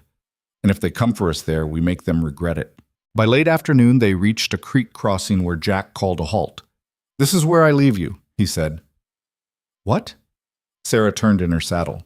"You're not coming to the Bitterroot?" "Can't. I got business in Helena. Was already late before I stopped to help you folks." He gestured north. "Valley's about 30 miles that way. Follow the creek to where it splits, take the eastern fork. You'll find your section 47 before nightfall tomorrow." "You're leaving us now? With Gaines and Carver both hunting us?" "You'll make it. You're tougher than you think." Jack tipped his hat to each of them. "Besides, I'm no rancher. You need people who know how to work land, not a drifter who can't stay put." He rode off before they could argue further, disappearing into the aspens. The three of them sat their horses in silence for a moment. "Well," Evelyn finally said, "at least now we don't have to wonder if he'll betray us." It was dark humor, but it broke the tension. They followed the creek north as the sun dropped behind the peaks. The land here was different, greener despite the season, with thick stands of pine and meadows that still held grass. Deer moved through the shadows. An elk called from somewhere distant. "It's beautiful," Sarah said softly. "It's isolated," Rowan corrected, "which is exactly what we need." They made camp that night in a grove near the water. No fire, too risky with enemies potentially close. They ate cold rations and took turns on watch. During Rowan's watch, Sarah came to sit beside him. The moon was up, painting everything silver and strange. "Marcus would have liked this place," she said. "He always talked about going north, starting fresh where nobody knew us. I'm sorry he didn't make it to see it." "Me too." Sarah was quiet for a while. "You know what's strange? I spent 20 years building a life with him. 20 years of work and sacrifice. And it's just gone. Burned and stolen and scattered like it never existed. It existed. It mattered. Did it?" She looked at him. "What's left? Some memories and a dead man I barely recognize anymore. Marcus was a good husband, but he was also stubborn, quick to anger, slow to admit mistakes. I loved him anyway, but I'm not sure who I was loving, the real man or the idea of him." Rowan didn't know what to say to that. It was too honest, too raw. "I think," Sarah continued, "that I'm angrier about losing the ranch than losing Marcus, and that makes me a terrible person. It makes you human." "Does it? Or does it make me someone who valued property over people?" "The ranch was people. It was the life you built together. You're mourning both." Rowan shifted, his wound pulling. "When my partners died, I felt guilty for being alive. Still do sometimes. But Evelyn told me something that helped. She said feeling guilty was just proof I hadn't stopped caring. The day we stop feeling bad about the losses is the day we become like Dutch Carver." Sarah nodded slowly. "Your Evelyn is smart. She's not my Evelyn, isn't she? You look at her like she's the only solid thing in a world that won't stop shaking." Rowan felt heat rise in his face. "We barely know each other." "You know each other where it counts, in the ways that matter when everything's falling apart." Sarah stood, brushing off her pants. "I'm just saying, don't wait too long to figure out what you've got. Life's too short and too violent out here for hesitation." She went back to her bedroll, leaving Rowan alone with thoughts he wasn't ready to examine. The next morning, they reached the fork in the creek. They took the eastern branch, and within an hour, the land began to match the description from the deed. A wide valley opened up between two ridges, sheltered from the worst weather, thick with grass that would feed cattle through summer. The creek ran clear and cold, cutting through the center. There, Evelyn pointed. That has to be it. A crude marker stood on a rise, a weathered post with markings that matched the section number. Frank Clayton's claim. Now Rowan's. They dismounted and stood looking at the valley stretching away in both directions. 320 acres of wilderness that might become home if they could survive long enough to build it. It's good land, Sarah said, better than I expected from a card game. Where do we start? Rowan asked. Shelter first. Winter's coming fast up here. We'll need a cabin before the first snow. They spent the rest of the day surveying the valley, choosing a site for the cabin on high ground with good sight lines. Near enough to the creek for water, but far enough back to avoid spring flooding. They marked trees for cutting and planned where to build corrals for the horses. It felt surreal, planning a future when enemies were hunting them. But what else could they do? Stop surviving because survival was hard? Give up because the odds were bad? They worked until dark, then collapsed exhausted around a small fire. Tomorrow they'd start cutting timber. In a week they might have walls. In a month, if they were lucky and nothing went wrong, they'd have shelter that could withstand winter. But nothing went right out here. They should have known that. The attack came 3 days later. They were hauling logs when Evelyn saw the riders coming up the valley. 8 men riding hard with weapons visible. At the front, unmistakable even at distance, was Dutch Carver. "Rowan!" Evelyn shouted. "We got company!" They dropped everything and ran for the half-built cabin. The walls were only 4 feet high, the roof nothing but sky. Not much protection, but better than nothing. Rowan grabbed his rifle and Sarah her Winchester. Evelyn was already loading shells, her face set and grim. Dutch and his men pulled up 50 yards out, just beyond effective rifle range. The outlaw leader sat his horse easy, that scar on his jaw vivid in the afternoon light. "Rowan Mercer!" Dutch called out. "You're harder to kill than a cockroach. I'll give you that." Rowan didn't answer. He scanned the riders, counting weapons, looking for weaknesses. 8 against 3. The math was brutal. "I'm here to finish what I started," Dutch continued. "You saw our faces. You know our names. Can't let that stand." "You already killed my partners and stole my cattle," Rowan shouted back. "What more do you want?" "I want you dead. Properly dead this time, not fake dead." Dutch grinned. "But I'm a reasonable man. You come out now, face this clean, I'll let your friends ride away. You got my word." "Your word isn't worth spit," Evelyn called. "Fair enough. Then how about this? You don't come out, we come in, and everyone dies slow, including the women." Sarah worked her rifle's lever. "I've got a shot at him." "Too far," Rowan said. "Wait." But waiting wasn't working. Dutch was positioning his men, spreading them out to surround the incomplete cabin. In minutes, they'd have overlapping fields of fire from 3 sides. "We can't hold this position," Sarah said. "We need to fall back to the tree line." "If we run, they'll cut us down," Evelyn countered. "If we stay, we're trapped."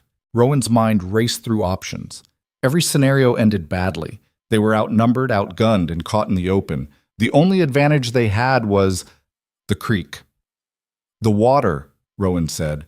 "We go into the creek, let it carry us downstream past them. They can't follow on horseback through those narrows." "That water's ice cold," Sarah said. "We'll freeze before we get a mile." "Better than getting shot." Dutch was done talking. He raised his hand and his men leveled their weapons. "Now!" Rowan shouted. They broke cover and sprinted for the creek. Gunfire erupted behind them, bullets kicking up dirt and whining off rocks.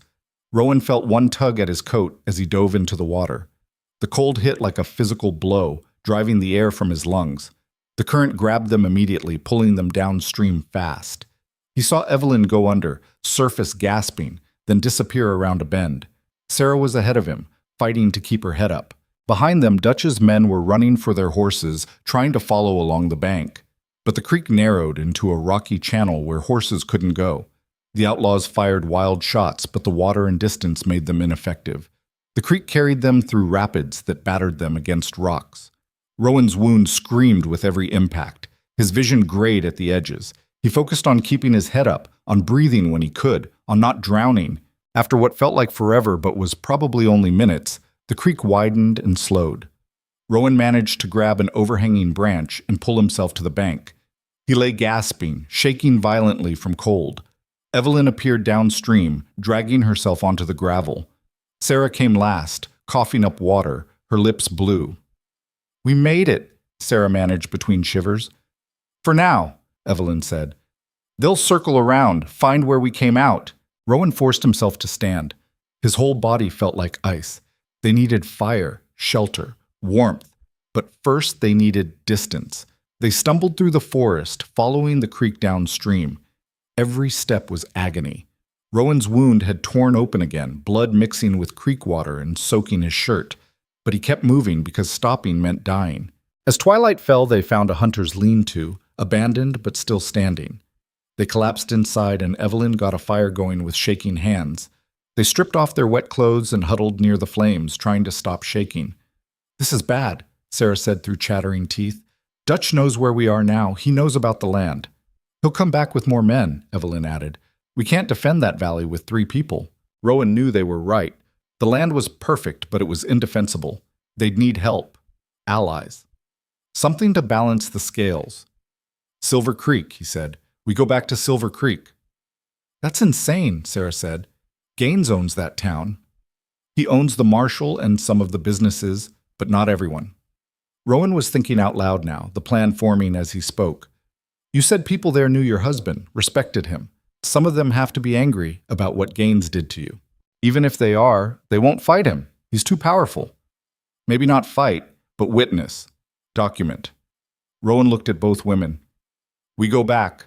We file a formal claim on the Bitterroot land. We get it registered proper at the land office. Then if Gaines or Dutch come after us, it's not just murder, it's claim jumping. Federal crime."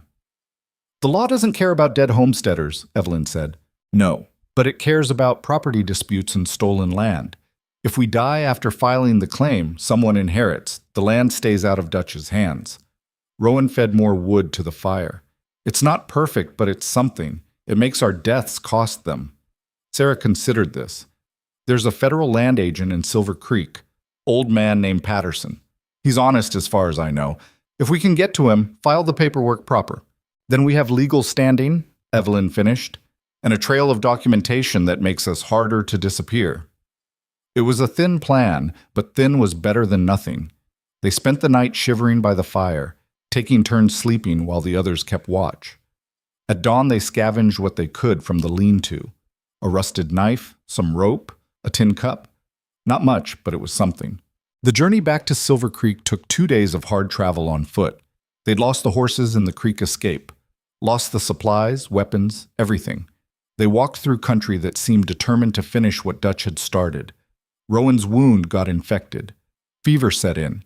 He pushed through it anyway because stopping meant dying. Evelyn and Sarah took turns supporting him when he stumbled, forcing him to keep moving. On the morning of the 3rd day, they saw Silver Creek in the valley below.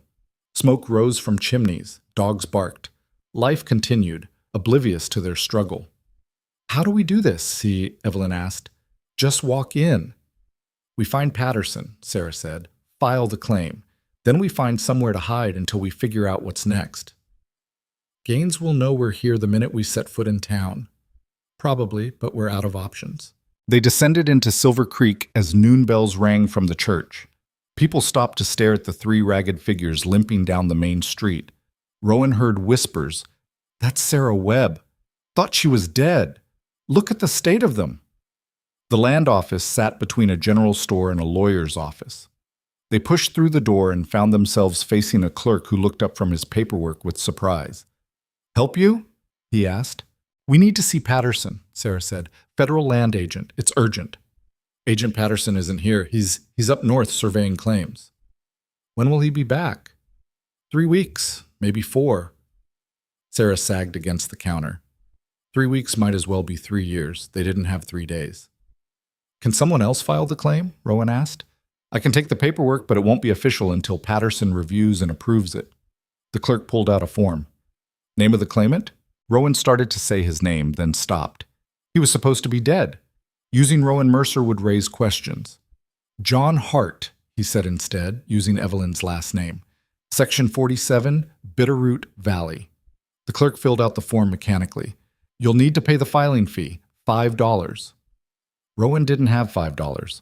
He'd lost everything in the creek. He looked at Sarah and Evelyn, saw the same realization on their faces. We don't have cash, Sarah admitted, but I've got property in Silver Creek, the Running W Ranch. That's got to be worth... That property was seized by Thomas Gaines 3 days ago, the clerk said. Failure to pay taxes. It's his now, legally. Sarah's face went white. That's not legal. I paid my taxes. Records show otherwise. The clerk's expression was carefully neutral. I'm sorry, Mrs. Webb. They were trapped. No money, no land, no leverage. Everything they'd fought for was slipping away. Then a voice came from behind them. I'll pay the fee. They turned. Standing in the doorway was a woman in her 60s, well-dressed, with steel gray hair and eyes that missed nothing. She held out a $5 gold piece. Martha Clayton, she said. Frank Clayton was my brother. If these folks are claiming his land, then they're honoring his memory. That's worth $5. The clerk took the coin reluctantly and stamped the paperwork. Filed pending approval, he announced. Martha Clayton studied them carefully. You three look like death warmed over. When's the last time you ate? 2 days ago, Evelyn said. Maybe 3. Come with me. I've got food and a place you can clean up. She glanced at the clerk. And walls thick enough that voices don't carry. They followed her because they had no other choice. Martha led them to a house on the edge of town. Solid construction, well-maintained, with a barn out back. My husband died 5 years ago, Martha explained as she set out bread, cheese, and cold chicken. Left me comfortable enough to do what I please. And what pleases me is helping people Thomas Gaines wants to hurt. Why? Sarah asked between bites. Because Gaines tried to buy this property from me when Samuel died. When I refused, he tried other methods. Threats, intimidation, tried to get the bank to foreclose on a mortgage that didn't exist. Martha's jaw set. I'm a stubborn old woman with enough money to fight back. Most people aren't that lucky. You're risking a lot helping us, Rowan said. I'm risking nothing. I've got friends in the territorial government. Gaines can't touch me without consequences. She refilled their cups. But you three are different. You're vulnerable, which is why you need to tell me everything so I can figure out how to keep you alive. They told her about the ambush, the chase, Dutch Carver, the fake death, the journey north, the valley, the attack, everything. Martha listened without interrupting, her sharp eyes assessing. When they finished, she sat back. So Dutch Carver thinks you can identify him and his gang. Gaines wants Sarah's land and anyone helping her dead. And you filed a claim on the Bitterroot that both of them want to control. That's about the size of it, Evelyn said. You've made powerful enemies. We noticed. Martha stood and paced, thinking. Patterson won't be back for weeks. Until he approves your claim, you've got no legal standing, no protection. We know. But Martha held up a finger. If something were to happen to Patterson, if he were to have an accident that prevented him from returning, his deputy would take over approval authority. You want us to hurt Patterson? Rowan asked, shocked. Of course not. I'm saying circumstances change. People get delayed. Weather happens. Messages get lost. Martha's eyes gleamed. And Deputy Patterson, that's his nephew, lives right here in Silver Creek, is a friend of mine who owes me more favors than he can count. Understanding dawned. You can get the claim approved now, today. I can get it reviewed by someone with authority to stamp it official. Yes. It might take some persuading, some creative interpretation of regulations, but it can be done. Why would you do this for us? Sarah asked. Because Frank talked about that valley like it was paradise. Because he died dreaming of what it could become. And because... Martha looked at each of them. Because you remind me of Samuel and me 40 years ago. Young, broke, determined to build something despite everyone telling us it was impossible. Someone helped us back then. I figure it's time I paid that forward. She left them to rest and clean up while she went to work. By evening, she was back with paperwork bearing official stamps and signatures. It's done, she announced. Your claim is registered and approved. John Hart is the legal owner of Section 47 in the Bitterroot Valley. Rowan took the papers with shaking hands. It was real now, official. The land was his. There's more, Martha continued. I've sent word to the federal marshal in Helena, told him about Dutch Carver operating in the territory. They'll send deputies to investigate. That'll take weeks, Evelyn said. Yes, which is why you need to survive until they arrive. Martha pulled out a map. Here's what I suggest. You've got legal claim now, but you can't defend the valley alone, so you don't try. You go back north, but you don't go to the valley. You go here, she pointed to a spot in the mountains. Old mining camp called Prospect. Been abandoned for years, but the structures are still standing. You hole up there, lay low, wait for the federal law to arrive. And if Dutch finds us first? Rowan asked. Then you make it cost him enough that he decides you're not worth the trouble. Martha's expression was hard. I'm not saying this is a good plan. I'm saying it's the only plan that gives you a chance. They spent the night at Martha's house, sleeping in real beds for the first time in weeks. In the morning, she loaded them with supplies, food, ammunition, warm clothes, medicine for Rowan's infected wound. One more thing, Martha said as they prepared to leave. She handed Rowan an envelope. Deed to your valley. Keep it safe. Keep it hidden. It's the only proof you've got rights to that land. Thank you, Rowan said, for everything. Don't thank me yet. Thank me when you're still alive in the spring. She looked at each of them. You've got hard months ahead, harder than anything you've faced so far, but that valley is worth fighting for. My brother knew that. You know it too. They left Silver Creek before dawn, slipping out while the town still slept. Behind them, Martha Clayton stood watching from her porch. She raised one hand in farewell. The mountains rose ahead, cold and unforgiving. Somewhere up there, Dutch Carver and his gang were hunting. Somewhere behind, Thomas Gaines was plotting. And caught between them were three people with nothing but determination and a piece of paper saying they owned land worth dying for. As they climbed into the high country, Rowan felt the fever burning through him. His wound wasn't healing right. He was getting weaker.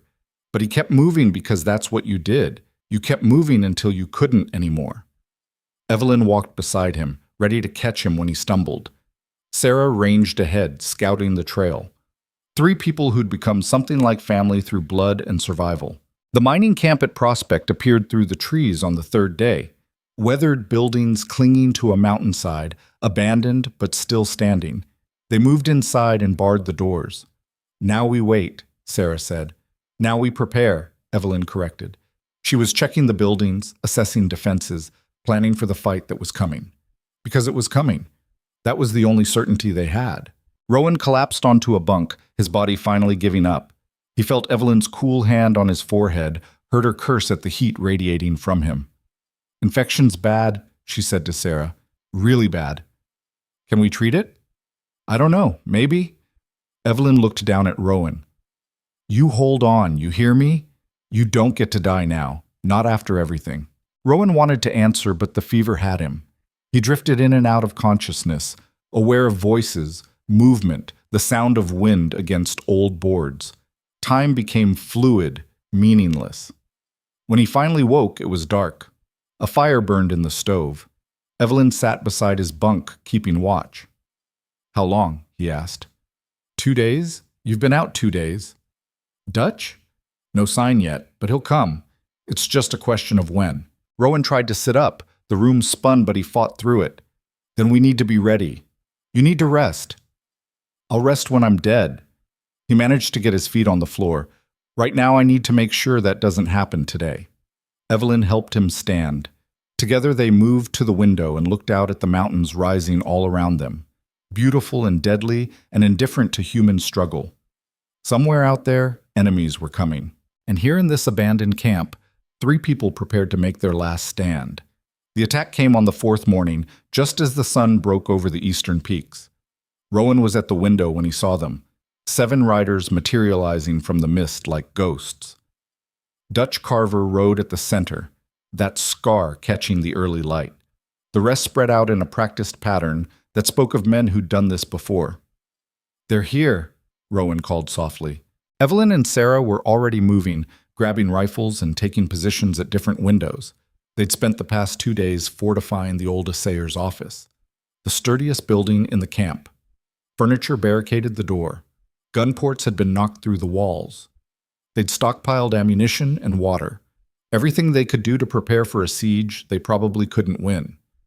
Dutch pulled up about 50 yards out, close enough to talk, far enough to avoid easy shots.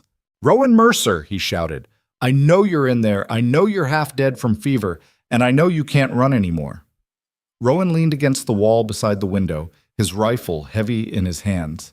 The fever had broken, but he was still weak. Every movement took effort. "What do you want, Dutch?" he called back. "I want this done, clean and final. You come out, face this like a man, I'll let the women live. That's a better deal than you deserve. Your word's already been proven worthless." "True enough. But consider your options. You stay in there, we burn you out. You try to run, we shoot you down. Or you walk out now and end this quick. At least that way they survive." Sarah moved to the window next to Rowan. "He's lying," she said quietly. "The second you show yourself, he'll kill all of us." "I know. So what do we do?" Rowan studied the terrain. The mining camp sat on a slope with rocky outcrops on 3 sides. Good defensive position, but also a trap. No escape routes. No reinforcements coming. "We make him come to us," Rowan said.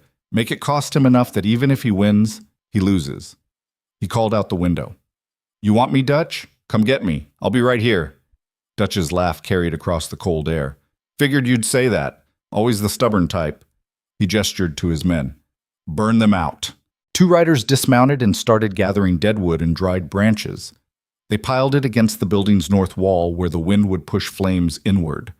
Rowan watched them work and felt his options narrowing to nothing. "We can't let them light that fire," Evelyn said. "I know." Sarah raised her rifle.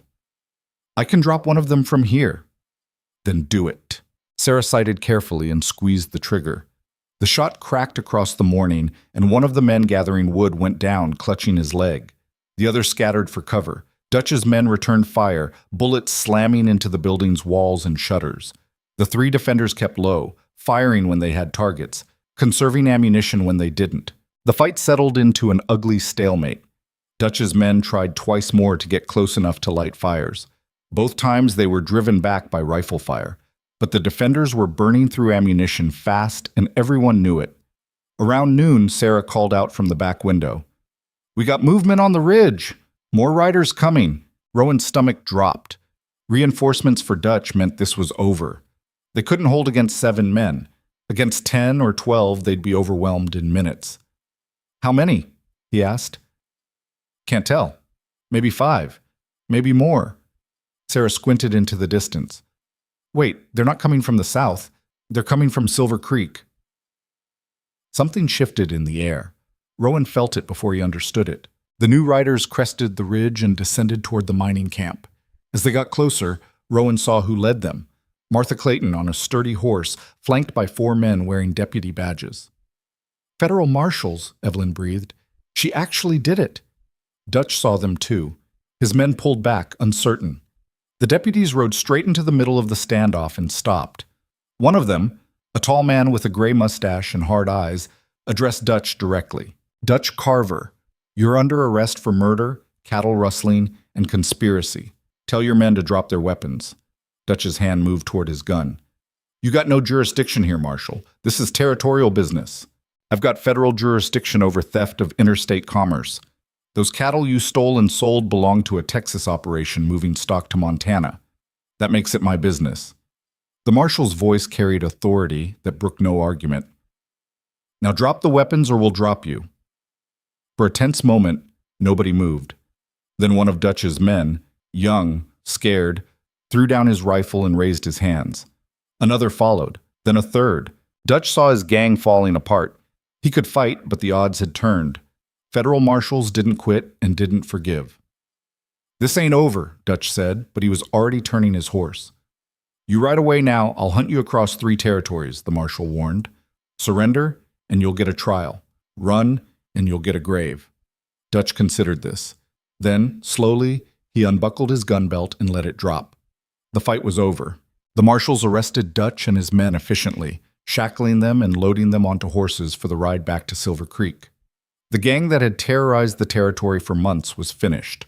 Not in a blaze of gunfire, but in a moment of cold mathematics when Dutch realized he'd lost. Martha Clayton dismounted and approached the building.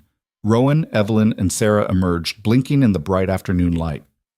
"You brought the law," Rowan said, still not quite believing it. "I sent word they'd find Dutch Carver at Prospect if they moved fast. Turns out the territorial governor's been wanting Carver for a while." Martha smiled slightly. "Sometimes it's not about winning the fight. It's about making the right people care about the fight." The lead marshal walked over, studying the three defenders. "You're John Hart, the one who filed the claim on the Bitterroot land?" "I am," Rowan said, using his new name. "Got a man named Thomas Gaines saying you stole that claim. Says the land was promised to him for development." "Gaines is lying," Sarah said. "That land belonged to Frank Clayton. He lost it fair in a card game. Gaines never had claim to it." "That's what Mrs. Clayton here tells me." The marshal pulled out a notebook. "I'll need statements from all of you. Details about Carver's gang, the ambush, everything. This is going to trial and I want it airtight." They spent the next hour recounting the story. The cattle drive ambush, the chase, the fake death, the violence that had followed them north. The marshal wrote it all down in careful script. When they finished, he closed the notebook. "Carver's going to hang for this. Him and at least 3 of his men. The others will see prison." He looked at Rowan. "You'll need to testify. That going to be a problem?" "No, sir." "Good. Trial's set for next month in Helena." The marshal mounted his horse. "In the meantime, I suggest you 3 head back to that valley and start building. Winter's coming fast and you'll want walls before the first snow." They watched the marshals ride away with their prisoners. Dutch Carver didn't look back. His reign of terror was over, finished by the same law he'd spent years outrunning. Martha stayed behind with supplies she'd brought. Food, tools, seed for spring planting. Consider it an investment in neighbors. "We can't pay you back," Rowan said. "Don't want payment. I want you to succeed. Want you to prove that good people can build something worthwhile out here." Martha handed Rowan the reins to 3 horses she'd brought. "These are yours now. Can't run a ranch without horses." "Why are you doing all this?" Evelyn asked. Martha looked towards the mountains, toward the valley that lay beyond. "Because Frank believed in that land. Because I believe in second chances. And because—" She met their eyes. "Because the frontier's hard enough without good people fighting alone. Sometimes you need someone to tip the scales." She rode away, leaving them standing in the abandoned mining camp with horses, supplies, and a future that suddenly seemed possible. "What about Gaines?" Sarah asked. "He still wants me dead, still wants that valley." "Gaines wants things he can take quietly," Evelyn said. "With federal marshals watching and our claim filed legally, we're not quiet anymore. We're visible. That changes the calculation." She was right. Men like Thomas Gaines operated in shadows, using intimidation and violence when no one was looking. But with official attention on the territory, with trials coming that would bring scrutiny, Gaines would have to back off or risk exposure. They rode back to the Bitterroot Valley, arriving as the sun set behind the western peaks. The valley spread before them, untouched since they'd fled the attack. The half-built cabin stood where they'd left it, waiting. "Home," Rowan said softly. "Not yet," Evelyn corrected, "but it will be." They worked through the fall, building with desperate urgency as winter threatened. The cabin took shape: rough walls, a proper roof, a stone fireplace that drew clean. They cut timber until their hands bled and their backs screamed. They raised corrals for the horses and a lean-to for supplies. Sarah proved worth her weight in gold, knowing things about ranching that Rowan and Evelyn had never learned. She taught them how to notch logs properly, how to pack mud for insulation, where to position a cabin for maximum sun in winter. "Marcus taught me this," she'd say sometimes. Said a good ranch wife needed to know everything a ranch husband knew, because Frontier didn't care about gender when things went wrong. The first snow came in early November, dusting the valley white. By then they had walls and a roof and a fireplace that kept the worst cold at bay. They'd stockpiled firewood and food. They'd scouted the valley thoroughly, learning every trail and water source. The trial in Helena came and went. Rowan testified as John Hart, carefully avoiding details that would reveal his true identity. Dutch Carver was sentenced to hang. 3 of his men got the same. The others received prison terms. After the trial, Sarah filed papers to have her husband's death officially recorded. Marcus Webb was laid to rest in memory, if not in body, joining Dell Thompson and the others who died in the ambush. She stood in the land office as the clerk stamped the documents, and Rowan saw her shoulders straighten slightly. A weight lifting. "It's done," she said when she came out. "I'm not Marcus's widow anymore. I'm just Sarah. Just myself." Winter hit hard in December, burying the valley under 3 feet of snow. They were trapped inside for weeks at a time, burning through firewood and supplies, testing the cabin's construction against howling wind and bitter cold. But the cabin held. They held. In the long, dark evenings, they told stories, played cards, planned for spring. Sarah taught them songs from Missouri. Evelyn shared recipes her mother had taught her in Ohio. Rowan talked about Texas, about the ranch where he'd learned to ride, about the dream he'd had of owning his own herd. "We'll build that," Sarah said. "Come spring, we'll buy cattle with whatever money we can raise. Start small, but start right." "Takes years to build a proper herd," Rowan said. "We've got years." And they did. That was the thing that still surprised Rowan sometimes. He was alive. Against all odds, against Dutch Carver and Thomas Gaines and the brutal frontier itself, he was alive and building something real. The closeness of winter quarters brought other revelations, small moments that accumulated into something larger. Evelyn's hand brushing his when they both reached for firewood. The way she watched him when she thought he wasn't looking. The careful distance she maintained that somehow made the space between them feel charged. One night in January, when Sarah had gone to check the horses, Evelyn spoke quietly. "You ever think about what comes after?" "After what?" Rowan asked. "After we survive. After the ranch is built and we're not running anymore. What happens then?" Rowan knew what she was really asking. "I think about it." And I think, he chose his words carefully, I think 3 people who barely knew each other 6 months ago have become something like family. I think we've built something worth keeping. Just family? He met her eyes. "I don't know what else to call it yet, but I know I don't want to lose it." Evelyn nodded slowly. "Good, because neither do I." They didn't talk about it again, but something had been acknowledged. A door opened. They had time now. Time to figure out what they were to each other without death breathing down their necks. Spring came late but fierce, melting snow and turning the valley green almost overnight. The creek ran high with runoff. Wildflowers exploded across the meadows. The land woke up hungry for life. They planted a garden using Martha's seed, built permanent corrals, cut more timber for a barn they'd need before next winter. The work was endless but satisfying in a way that cattle driving had never been. This was theirs. Every board, every fence post, every seed in the ground belonged to them. In April, Martha Clayton arrived with 6 head of cattle, young heifers that would form the foundation of a breeding herd. From Frank's estate, Martha explained, he would have wanted them here. They also brought news. Thomas Gaines had left Silver Creek suddenly, fleeing ahead of federal investigators looking into his land seizures. The Running W Ranch was being held in trust pending resolution of the ownership dispute.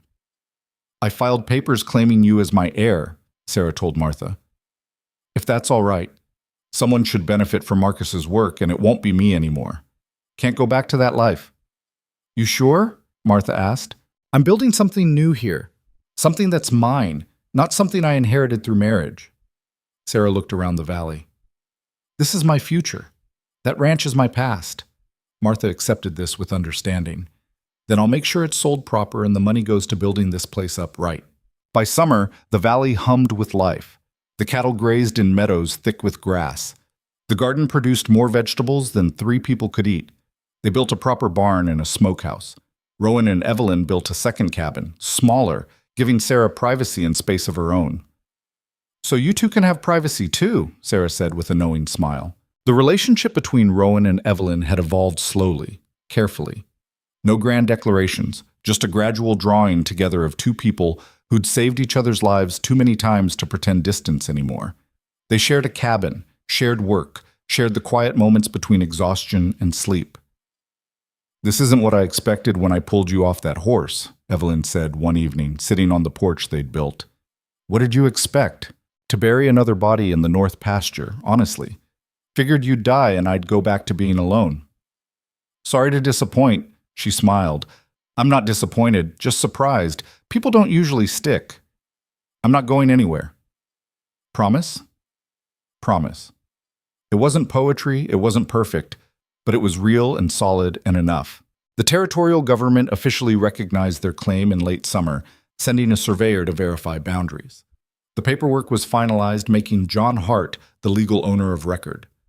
Rowan Mercer was dead and buried in a false grave. John Hart was alive and building a life. As fall approached, bringing the first hints of coming winter, the three of them stood on the ridge looking down at what they'd created.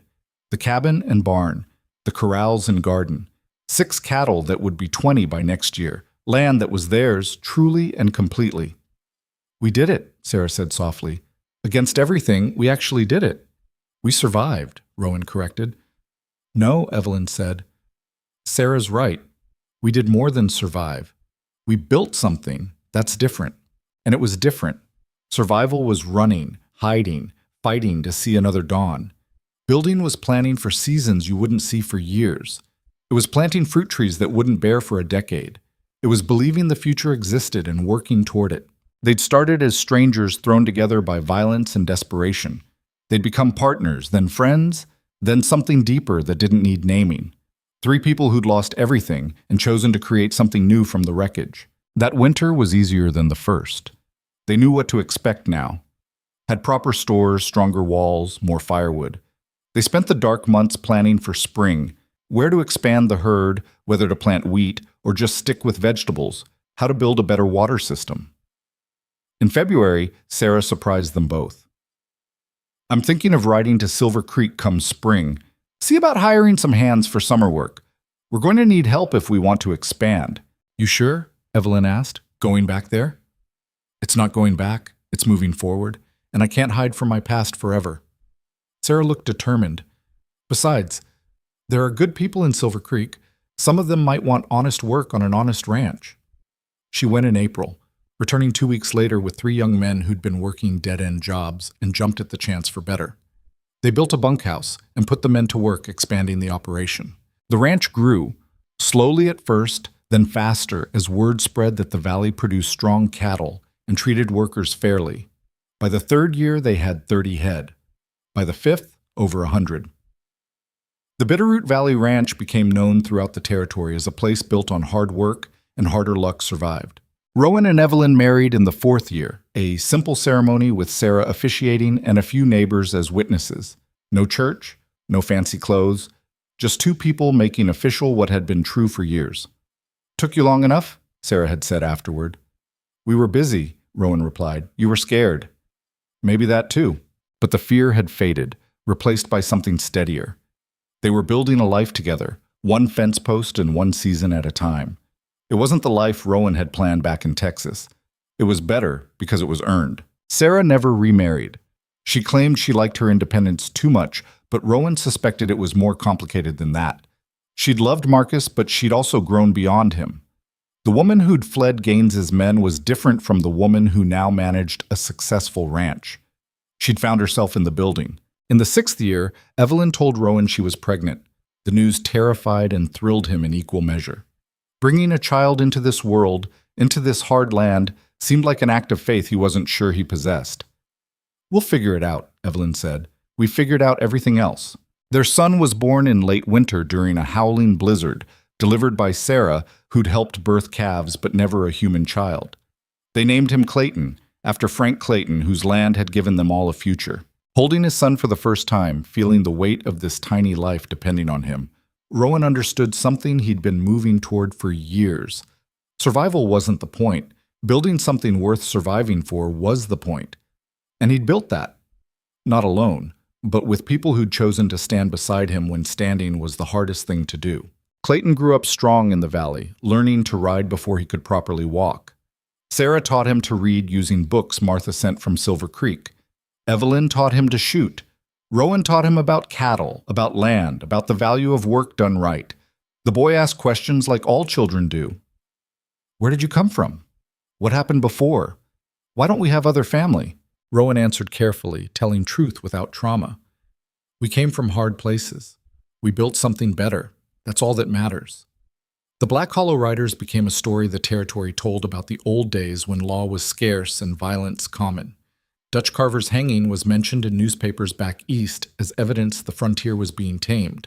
Thomas Gaines died broke in San Francisco, his schemes finally catching up with him. The people who'd tried to kill them were gone, turned into cautionary tales and fading memories.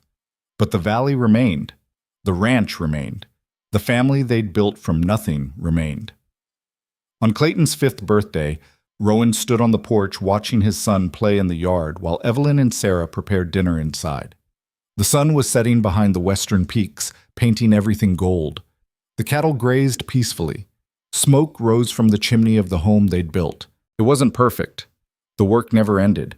Winters were still brutal. Drought threatened some years and flooding others. Illness, accidents, the 100 small disasters that came with frontier life. But it was theirs, built by their hands, defended with their lives, grown from desperation into something solid and lasting. Evelyn came to stand beside him, wiping flour from her hands. "What are you thinking?" "That I died in that creek like we planned, and John Hart got to live." "Regrets?" "No, just gratitude." He put his arm around her. "I ran north 6 years ago with nothing but a bullet in my side and enemies at my back. Found you, found Sarah, found this valley. Built something I never thought I'd have." "We built it," Evelyn corrected. "Together." "Together," Rowan agreed. Sarah called them in for dinner and they went, leaving the sunset behind. Inside, the cabin was warm and bright. Food covered the table. Clayton chattered about his day, about the calf he'd named, about the stories Sarah had told him. This was what they'd fought for, not land or cattle or even survival. This, the ordinary magic of people choosing each other day after day, building something larger than themselves from the raw materials of loyalty and work and stubborn hope. Years later, when Clayton was grown and running the ranch himself, when Sarah had passed peacefully in her sleep and been buried on the ridge overlooking the valley, when Rowan and Evelyn were old and gray, they would sit on that same porch and remember the violence that had brought them here, the desperation and fear, the friends lost and enemies defeated. But mostly they'd remember the building, the daily choice to create instead of destroy, to stand instead of run, to love instead of harden. The frontier had tried to kill them in 100 different ways. Instead, they'd survived it, outlasted it, and built something beautiful from its harsh soil. That was the victory. Not defeating enemies or claiming land, but refusing to let violence make them violent, refusing to let loss make them bitter, refusing to let hardship make them hard. They'd arrived in the valley as broken people running from death. They'd become people who built life, and in the end, that made all the difference. The ranch they built with bleeding hands and determined hearts became the foundation for something larger, a community, a family that extended beyond blood, a legacy that proved the frontier's brutality wasn't the final word, that people could choose differently, build differently, love differently. On his deathbed, surrounded by children and grandchildren he'd lived long enough to see grow, Rowan thought back to that night in Evelyn's cabin when he'd been half dead and completely lost. He'd had nothing then. No future, no hope, no reason to believe he'd see another week. And now look at what they'd built from nothing.